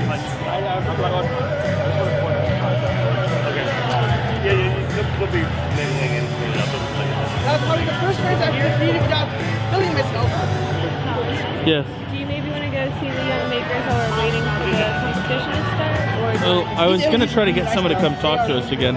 Talk to this gentleman already. Who's one? Oh, you. Yeah. Do you guys have a question? Yeah. Hey there. What's up? I'm doing a live stream for Make. Talked to Flying Bear already. Yes. Want to talk to some of the rest of you too. Sure. Grab my. What's up?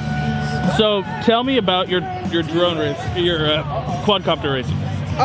So this is the Quad Revo Rage 210. It's a prototype 210 size multi-rotor. It's the new clash race that's available, that's going to be coming up.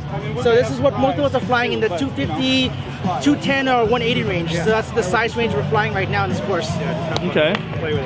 How did you get into to multi-rotor flying stuff?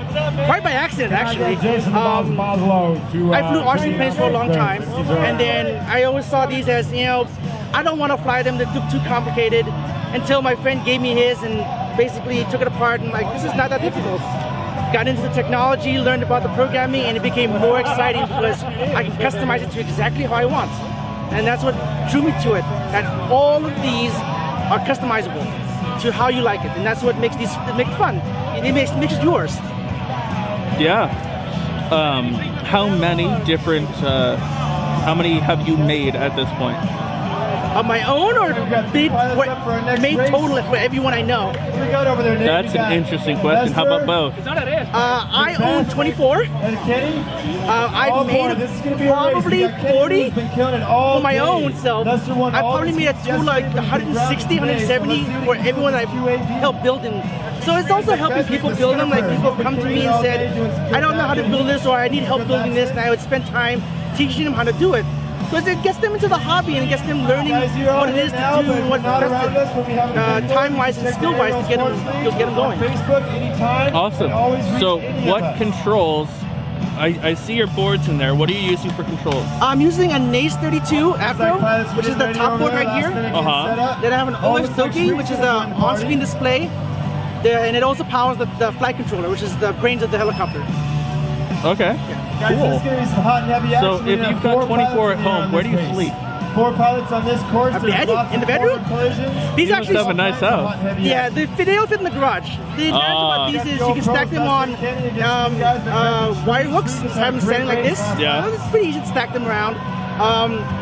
Lots of people have more. It depends on what you like. You know, and I have every type for different purposes. You know, I have 4 racers. I have one just for fun. I have one for video. I have one for movies. So each one is slightly different for a different purpose. All right, cool.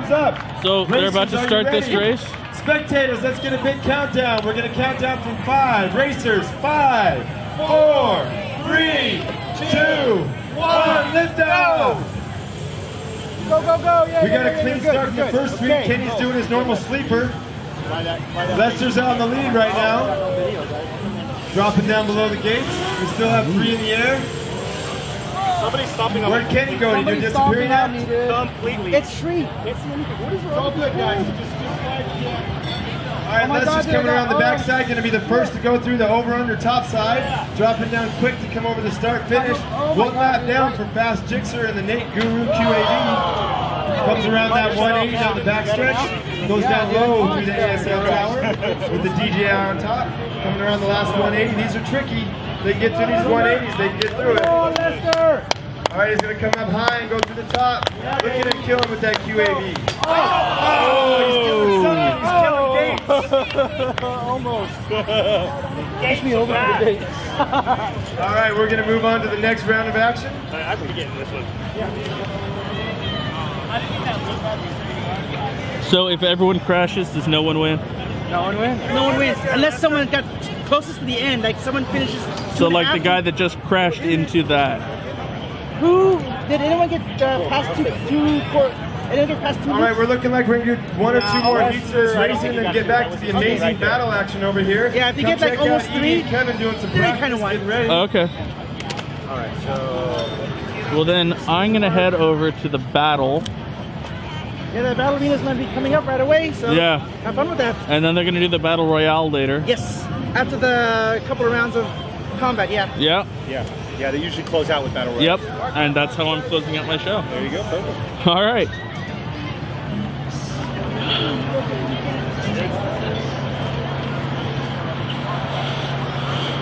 Spectators, we're going to finish these last couple races before the next round of battles.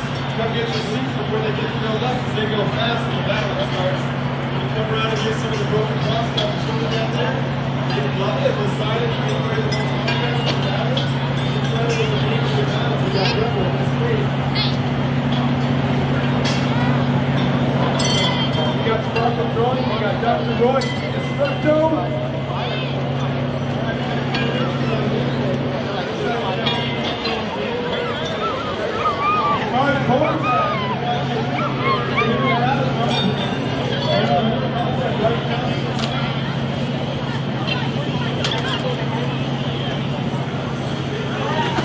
All right, we got Nate Guru against Mark Moat and Kangaroo. This is 6 I'm pretty sure that we can get in. I just don't remember who to talk to about it.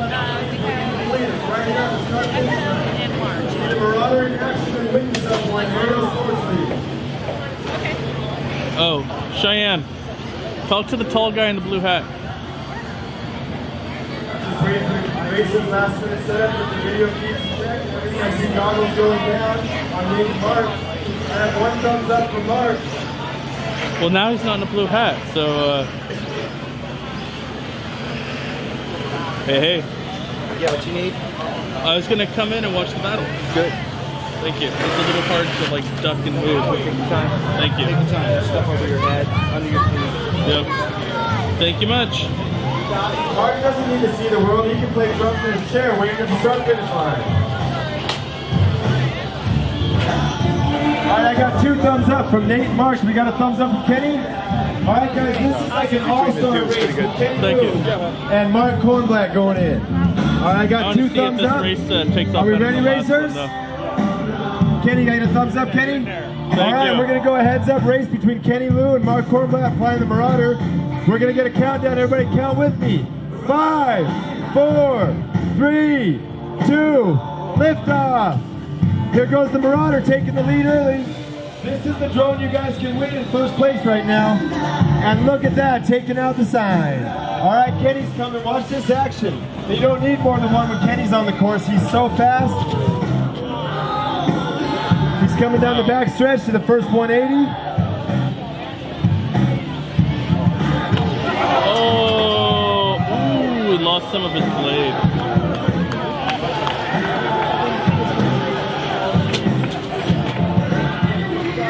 This is what happens often in these all-star races. They're all so fast, they're so competitive trying to beat each other that just stuff gets in the way.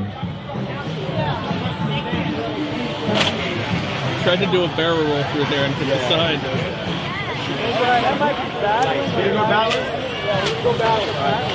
All right, that's going to wrap up this round of racing. Looks like we got some hot and heavy battle royale action starting impromptu style.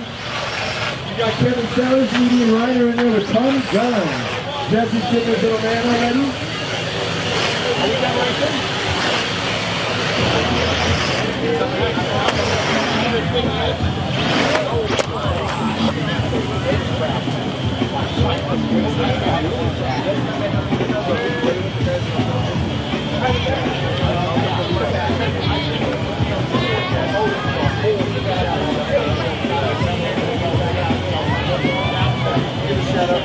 He wants to stay down here.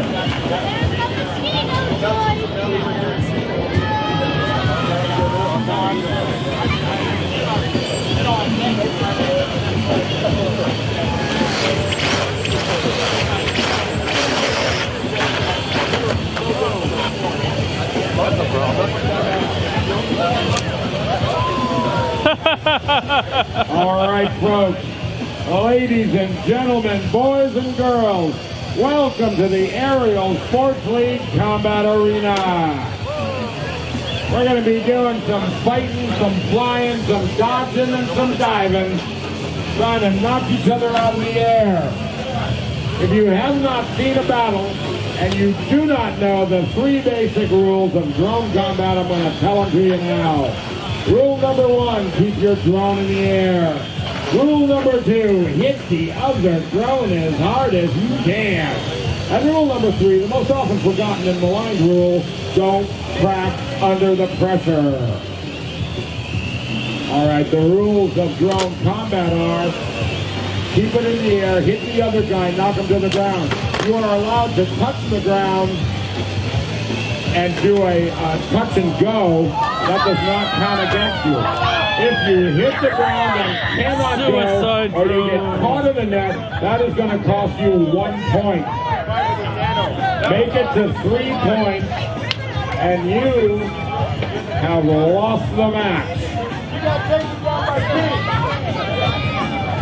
Was that Jussie knocking the guy down with a nano? Yeah. Oh, that is awesome. Oh, and it was Edie? Look at that. All right. Jesse Gunn, the youngest combat pilot in ASL history, has brought down one of the grandmasters of drone combat, Edie Sellers. You can't make this stuff up, folks.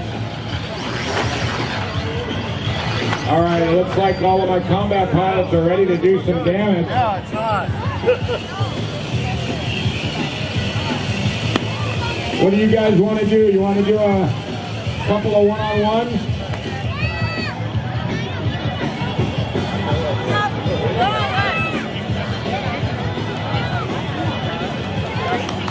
Now, lucky for us, these batteries are about 9 volts.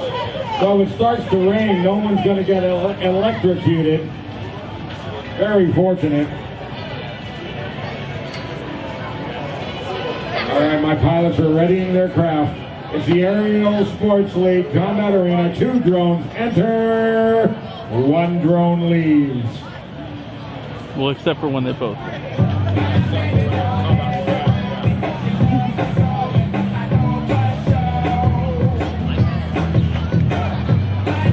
Oh yeah, some of the finest combat pilots in the world, getting ready.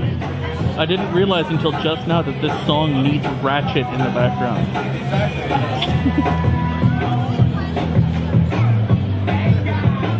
Perfect. You know, the lighting is just right that you're going to be able to see and identify each drone in the air. No glare. No sun in my eyes. This is great. In the blue hat with the orange drone, Eli D'Elia, the Pope of drone combat. It looks like he is going toe-to-toe with Rainer von Weber. Rainer von Weber is from a long line of aerial folk. His grandpa helped build the Spruce Goose. Well, just thinking that I don't necessarily need to be wearing the camera for that. Ever since. Not really. Oh, I mean, maybe. What are you flying today, Rainer? Yeah. Roy Destructo. I don't know. Want another battery backup? Thank you. Okay, we're gonna get a backup battery so that I would need a shoe for it too. Not cut short. I need a foot shoe, whatever you call it. Yeah, that's the one. Sports frame by Game of Drones. This is a tougher frame. You can see us online flying this particular drone frame through fire, through plate glass. We shoot with shotguns. They are indestructible. Look at that maneuvering. Look at that. There we go. That's what we mean by indestructible.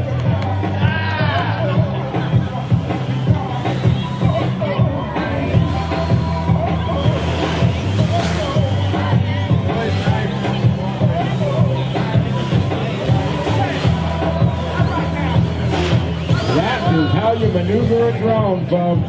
Wow. Of course, Rainer probably has several hundred hours of practice. But is he a good lover?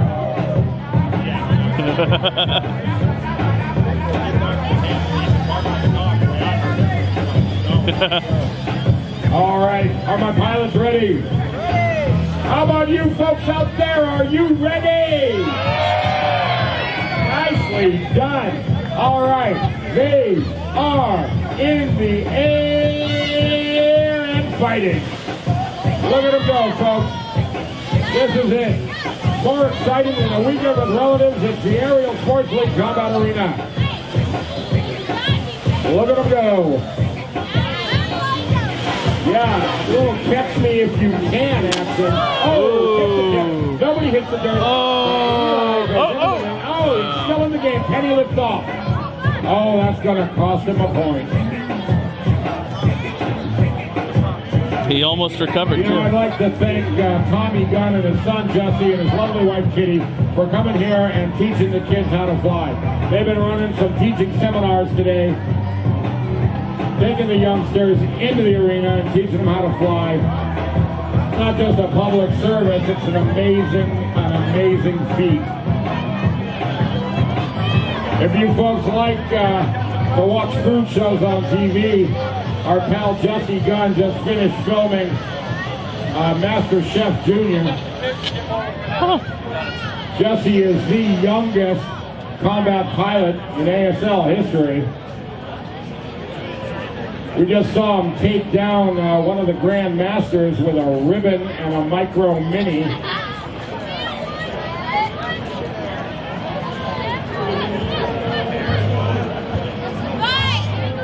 Master of the kamikaze. I like your attitude. Yeah.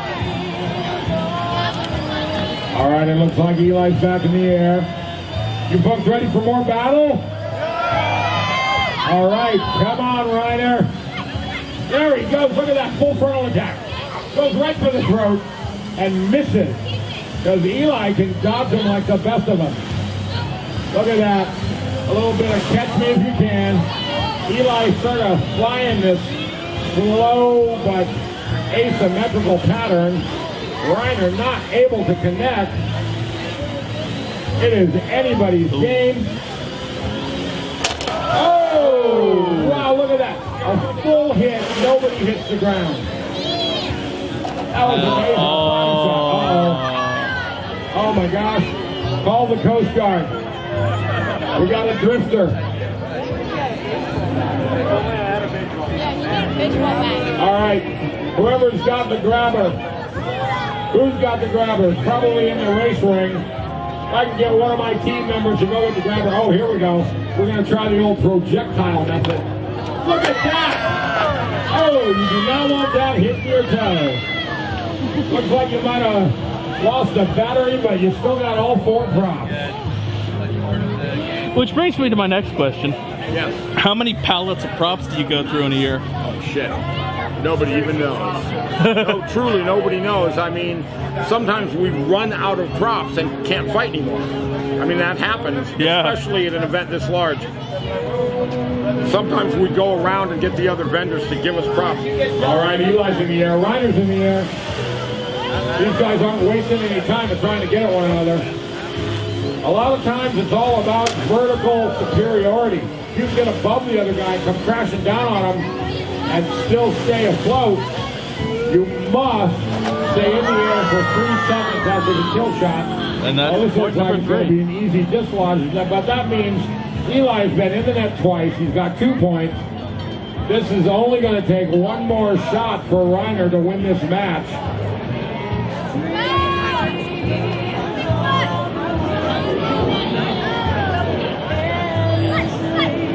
So there you go. I forgot to introduce myself. My name's Colin. Colin, I'm Jay. Nice to meet you. I'm doing a live stream for Make. Oh, cool. Yeah, yeah. That's great. And I'm We going to love you finish guys. up my hour here and finish up the show with you guys. Excellent. Excellent. We love doing this. People love us.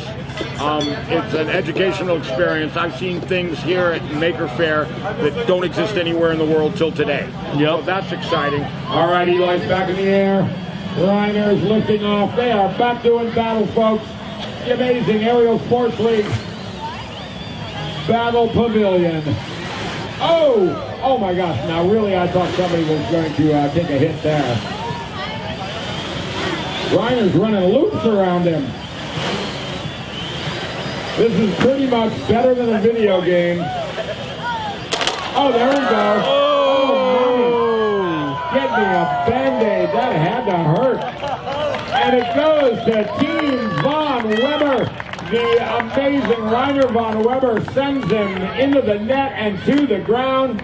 These are some great opponents, great contestants, great battlers. Let's hear it for both my pilots, folks. Yes, indeed. All right, Edie, what's that one called? Big Bomber. All right, Edie Sellers flying the Big Bomber. The Big Bummer? Yeah. Bomber. Bopper, like Bopper. Oh, the Big Bopper. Yes. It can do the twist. Chantilly lace and a pool noodle. Come on down. All right. The Big Bopper is going to try to bop Rainer von Weber right to the ground. He's covered with this styrofoam, which is not only going to protect his arms, but it's going to be something that'll snag the propellers of the opponent. It is really more of a weapon than a protective device. All right, are my pilots ready? How about you people out there? Are you people ready? Let's hear it. And they are in the air and fighting. Oh, I like this new technique that Rainer has going. Oh, look at that. The Big Bopper settling down. Yeah. Taunting the opponent. You know, in a lot of contests, that would be considered unfair. Here it's just good, clean American fun. All right, we might have seized up a motor. We might have to tighten up a prop. We started the 90-second clock, but Rainer don't need it. He's back in the air. Big Bopper back in the air. Let the battle continue. It's the Aerial Sports League Combat Arena. Oh man, I thought we were going to see some tips fly there. Yeah. You know, and they're both down. No. Reiner's still in the air. Wait a minute. I'm going to count that as a touch and go. That is not going to count against Edie. That was a long touch and go, but a touch and go nevertheless. They're in the air. Wow, look at that. A direct hit. No, look at that. Holy cow. That's amazing. That is amazing. Oh, no. Don't go in the net. Oh, really? Is that how you want to play? You're going to hit a woman when she's down? Really? She'd do the same. Well, she probably would do the same. Anyway, so now it's 1-1 after delivering the final shot. You cannot hit the ground after second. Oh, wait a minute. Oh, look at that. That's a push literally by a hair. Both these pilots are still in the fight. They both have full problems. Edie, you got a broken tip. You should straighten out. She don't play. She's up and fighting. They're back in the air. Oh, wow, wait a minute. And it goes Team Kornblatt for the win. There you go. Let's hear it for both these pilots. This is awesome. It's 5:32. All right, the time is now 5:30. We're going to keep fighting until there ain't a drone standing. What, we lose a prop nut? Yeah. There's a baggie in the lid of the Avenge me! Really? Edie needs her husband Kevin to come in and knock this upstart out of the sky. There you go, Edie, here's your prop nut. Oh, yes, thank you. Nicely done. Got another one right here. Still, Kevin Sellers against Mark Kornblatt. We got another one. That's a prize.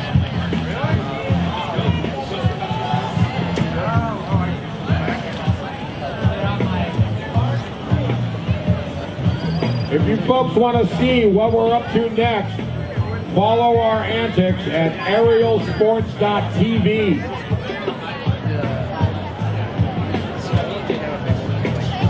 You can find us on YouTube doing all manner of kooky things. All right, are my pilots ready? Yeah. How about you folks, you spectators, are you ready? Yeah, they're up in the air. Oh no, we seem to have a little imbalance. Is that just a loose prop? Wrong prop. Pilot error. Pilot error. Oh, wrong prop. got to put on the left right or the right wrong. That should be my flying name, Pilot Error. Pilot Error. Yeah, there you go. Only we can misspell error, so it's, you know, more official. 1 R. Error with 1 R. A-I-R. A-I-R-O-R. All right. After suffering just a tiny bit of pilot error, Kevin's going to put on the correct prop. All right, you folks ready for more battle action? They are in the air and fighting. Oh, after a touch and go, he goes right into the net. No, but he's still in the game.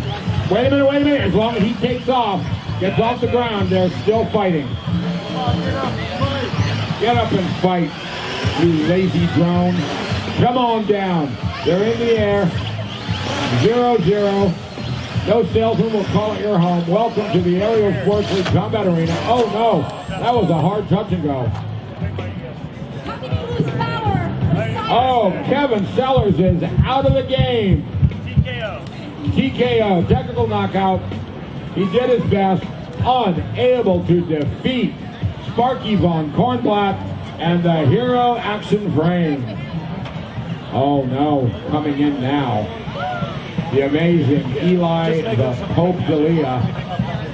That looks like he's flying one or another version of the homewrecker. These are two of the toughest pilots flying two of the toughest drones anywhere in the world. Not a comment on either. Not a comment on this flying. Okay, are my pilots ready to fight? I need to hear from you people. Are you people ready to see battle?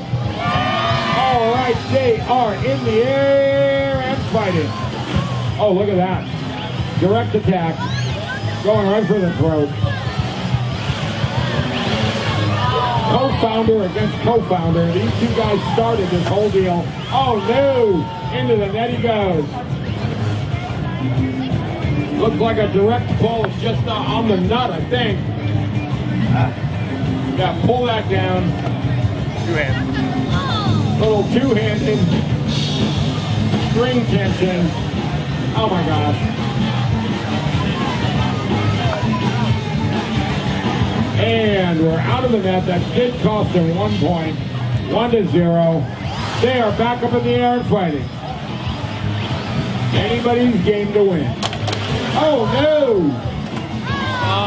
Oh, back into the net. A 2-point lead being sported by the amazing Sparky von Kornblatt, flying the Hero Action Frame. There you go. Like many things, poking it with a stick just makes it better.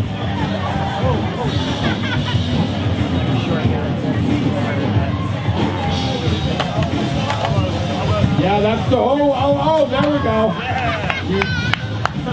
Looks like good, clean fun until somebody gets an eye put out. That's why we wear the Google brand safety goggles. All right, it looks like Mr. Kornblatt is ready to fly. What's that? Safety googles. All right, is Eli in the air? They are in the air and fighting. This is a grudge match. Mano a mano. Oh, that was nice. Oh man, that was a really good use of those zip ties. Uh-oh. Oh no. Looks like a broken femur. That is it. Once again, Team Kornblatt destroying the competition. Let's hear it for both these great pilots. Uh-oh. Oh, here we go. Rainer von Weber picking up the challenge. He ain't afraid of no boss. He's ready to fight. He knows that fearless leader will only punish him inside the ring.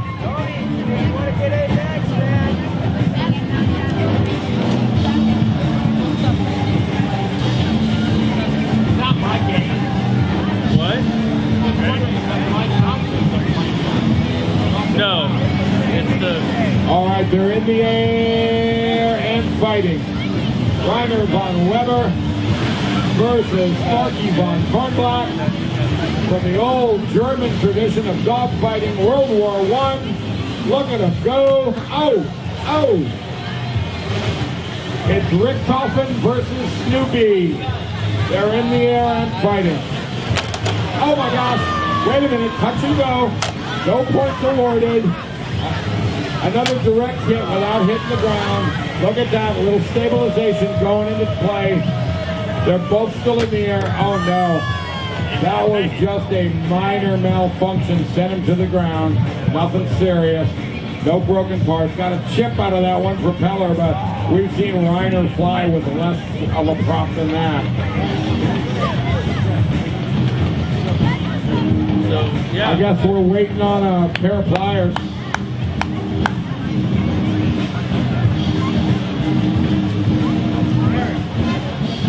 Auxiliary 3, could you just pull arm music all the way down? It's just completely right there. It is your thing. Auxiliary 3 all the way down. There we go, and they are in the air and fighting. Oh, no, no, no, no.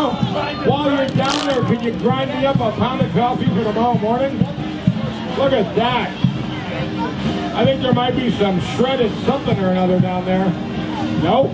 Props are good. One of them's tipped up a little bit. The one closest to your leg is kind of a little bit twisted. Well, but they're back in the air and fighting. Oh, no, whoa, whoa, whoa. Oh, mommy, get me a Band-Aid. That totally had to hurt. It looks like Reiner's got at least one prop he's going to have to repair.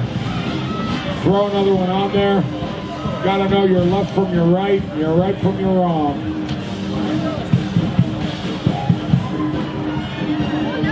Oh, both of my contestants replacing propellers.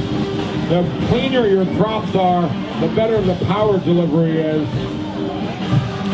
You want to win this race, you gotta have a nice clean prop. And not like that one.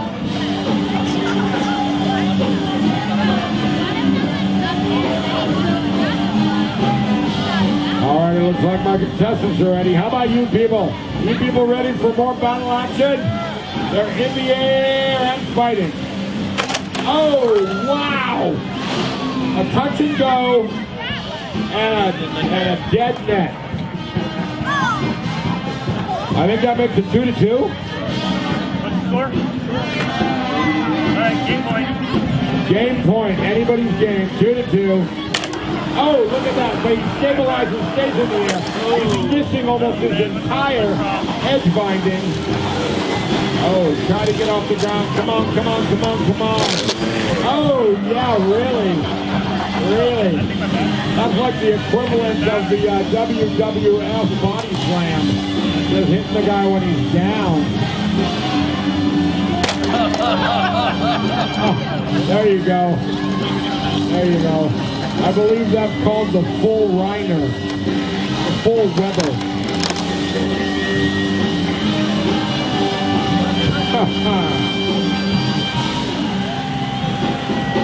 All right, we've started the 90-second clock. We've lost total track of time and points. But we're going to let the boss man go back in there and try to finish this fight. He's got about a third of a propeller missing. They're back in the air and fighting. Reiner sporting some serious damage. Really? Is that it? I think that's you. I think that's it. It goes to Team von Weber. The amazing Rhino von Weebler at the helm.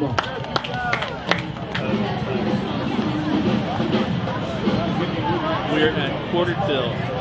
All right, I think it's time for one last battle royale. It's quarter till. We got some guys want to go in and do the battle royale where every drone that's still flying goes into the arena and fights until there's only one left in the air. Because we can do that. Right now, Reiner versus Tommy Gunn. Tommy Gunn, an experienced fighter pilot. Oh, man. Get me a Band-Aid and some aspirin. That had to hurt.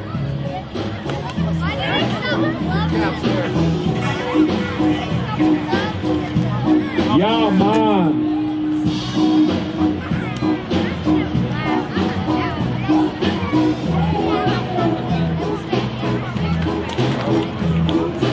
That's right. Get me a red stripe and some dreadlocks. This background music is making me want to see some battling.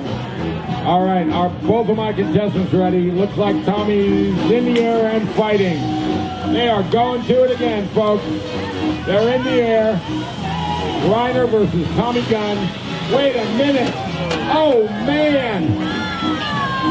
Oh. He's almost going to come unhooked under his own power. That's right. There he is. There it is. That's how it's done. They're back up. They're about to go back right into battle. You want to straighten up that prop. Fire it up. They are in the air and fighting. Reiner has got to keep vertical supremacy. Dangle that piece of molding. Is that it? I don't know. Let's see if Tommy can get that bad boy back in the air.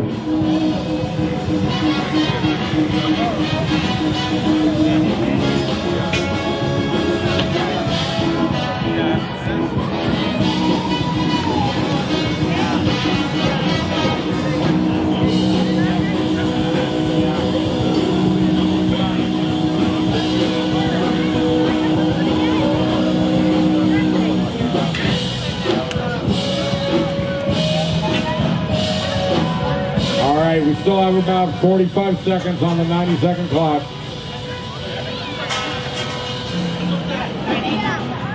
We popped the zip tie. Now we're about ready to get back into it. And they are in the air and fighting. Oh, a direct hit. The soft white underbelly of Reiner von Weber attacked directly into the net. That's 3 points. It goes to Team von Weber. Let's hear it for both these amazing pilots. Woo! That is right. You want to do a Royale or we don't count it? I don't know if we have it. I'm just about to go. Royale? Before you're up. I have a stuff there. You got enough to do it.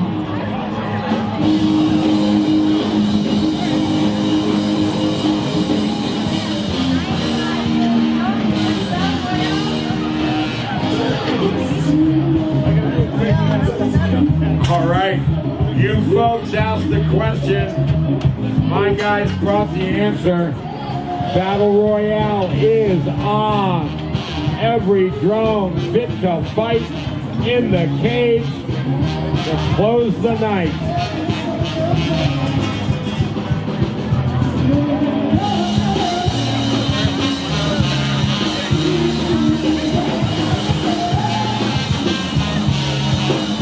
Anyone that's fit to fight going into the arena for a final battle royale. More fun than a barrel of monkeys. It's every drone flying against every other drone.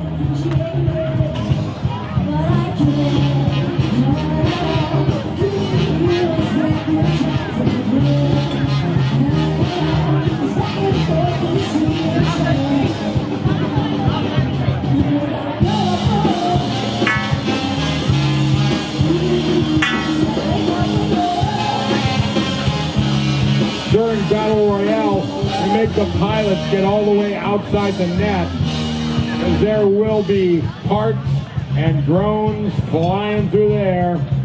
You never know what's going to happen. We need everybody to stay away from the net.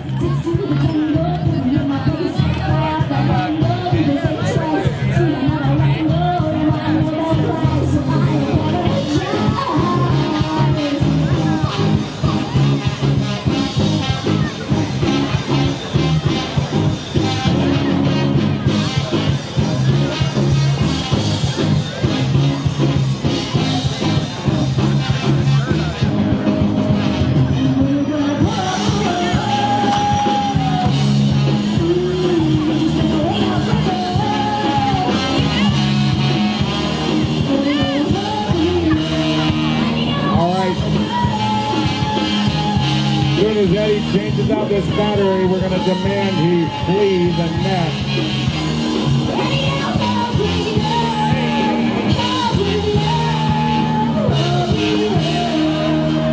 So what's with the baseball bat?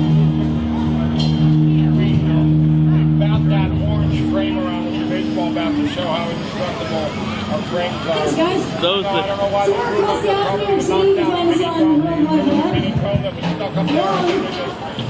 Yeah. All right, it looks like my pilots are all... Wait a minute. Oh, Jesse Gunn going in with yet another contender. All my pilots are ready? Are you folks ready for Battle Royale? Let's hear it. All right, they are in the air and fighting. This is total mayhem, folks. Oh, man, two of them down right off the bat. One goes into the net. Eddie Codell grounded. Two drones left. This is it. Oh, wait a minute. I think I'll just sit here and rest for a minute. No, get back up there and fight, you lazy drone. All right. Oh, wait a minute. Are they both down? Holy no! There. Come on. Lift off. No, you got to get in the air. Oh, look. Oh, all right. It's the Mosquito versus the Hawk. And they're both down. Battle Royale. No winner. That is it, folks. We are done for the night. Thank you so much for coming to the Aerial Sports League Combat Arena and Grand Prix Raceway. Let's hear it for all these great pilots. Yeah, I know. I was going to turn them. Excellent day, folks. Excellent show. I'm Jay, your announcer. We love coming here and bringing this show for you.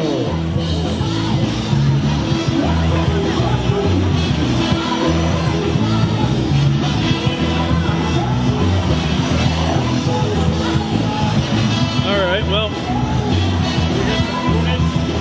we were live the whole time. Oh, that's right. Wow. So, young man, yes, please talk to me for a minute. Sure. About the Aerial Sports League. Am I okay? All right.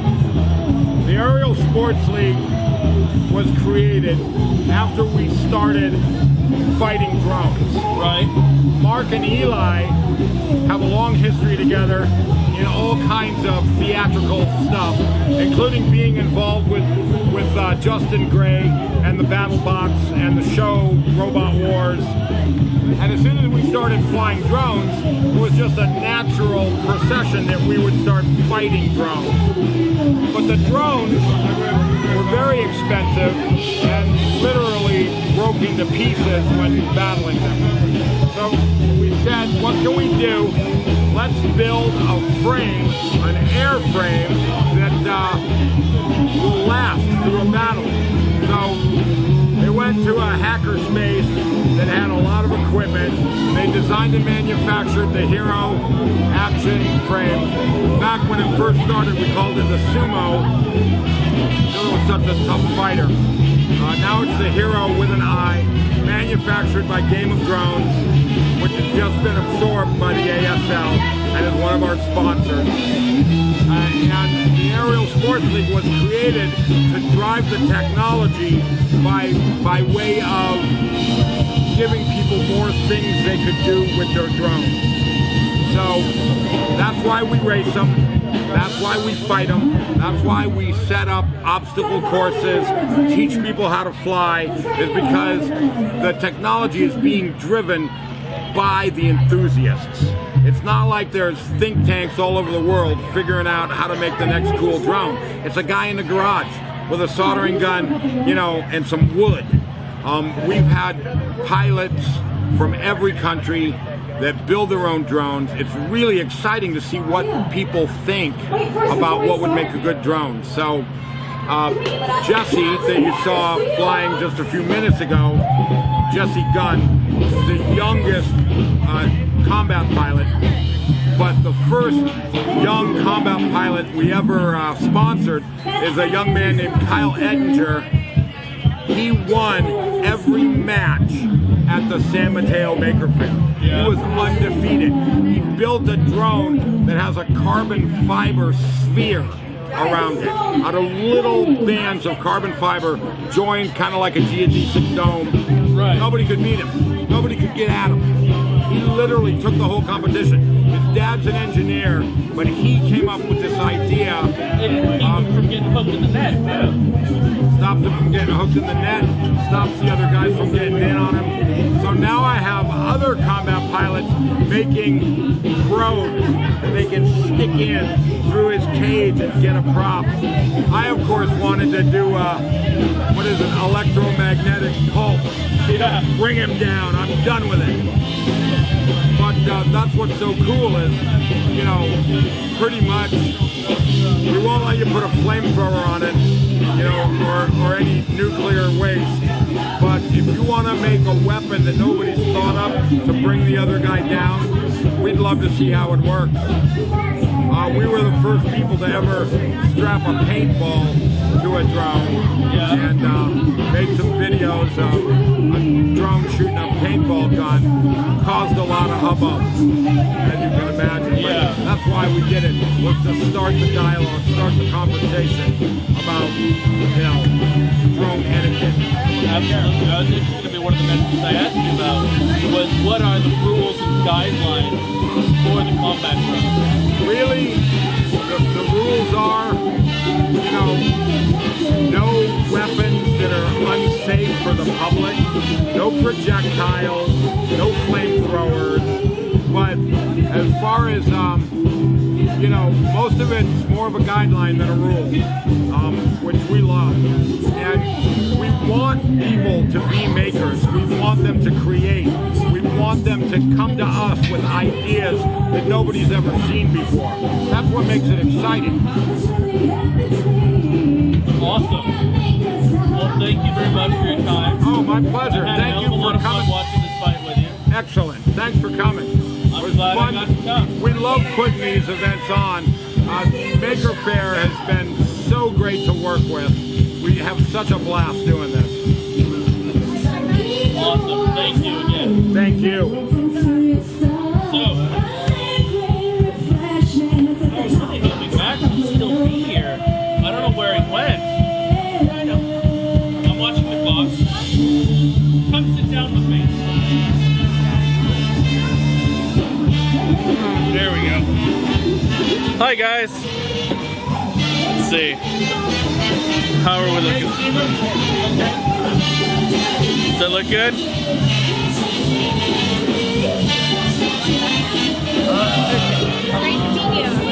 So, I'm glad that you all got to come hang out with us.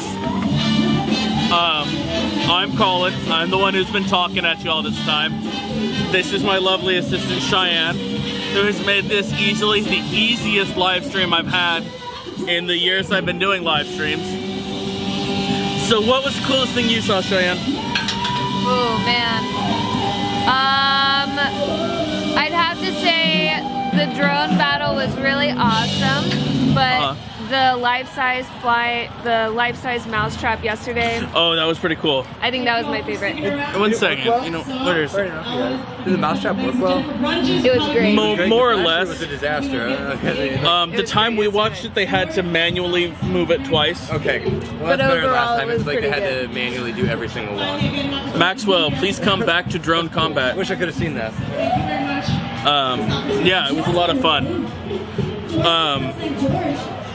I had fun too. There was so much cool stuff to see. I am so bummed out that we couldn't take you guys inside the building. Pardon me. To show off all the cool stuff that's in there. But again, there was so much cool stuff to see out here. So much fun stuff to do. I got a watch, you know. On my lunch break, I went and bought a Pebble, which I mentioned. So I'm excited about that. There's, you know, ska going on over here, which is for me, it's pretty relaxing music. I'm from California. And I was hoping Maxwell would be here because he was a big part of this also. Crap, I need coffee. We've got a few minutes, we got 1 minute left. Thank you guys so much for hanging out with us. I hope that I made an acceptably good show for y'all, so that you don't feel like, you know, your lack of monies for not having to pay for the stream were in vain. That you got to see some really cool makers, some really good products, some people who just genuinely care about digging their hands in the dirt and making a better world. Thank you all so much. Thank you, Cheyenne. Take care, guys.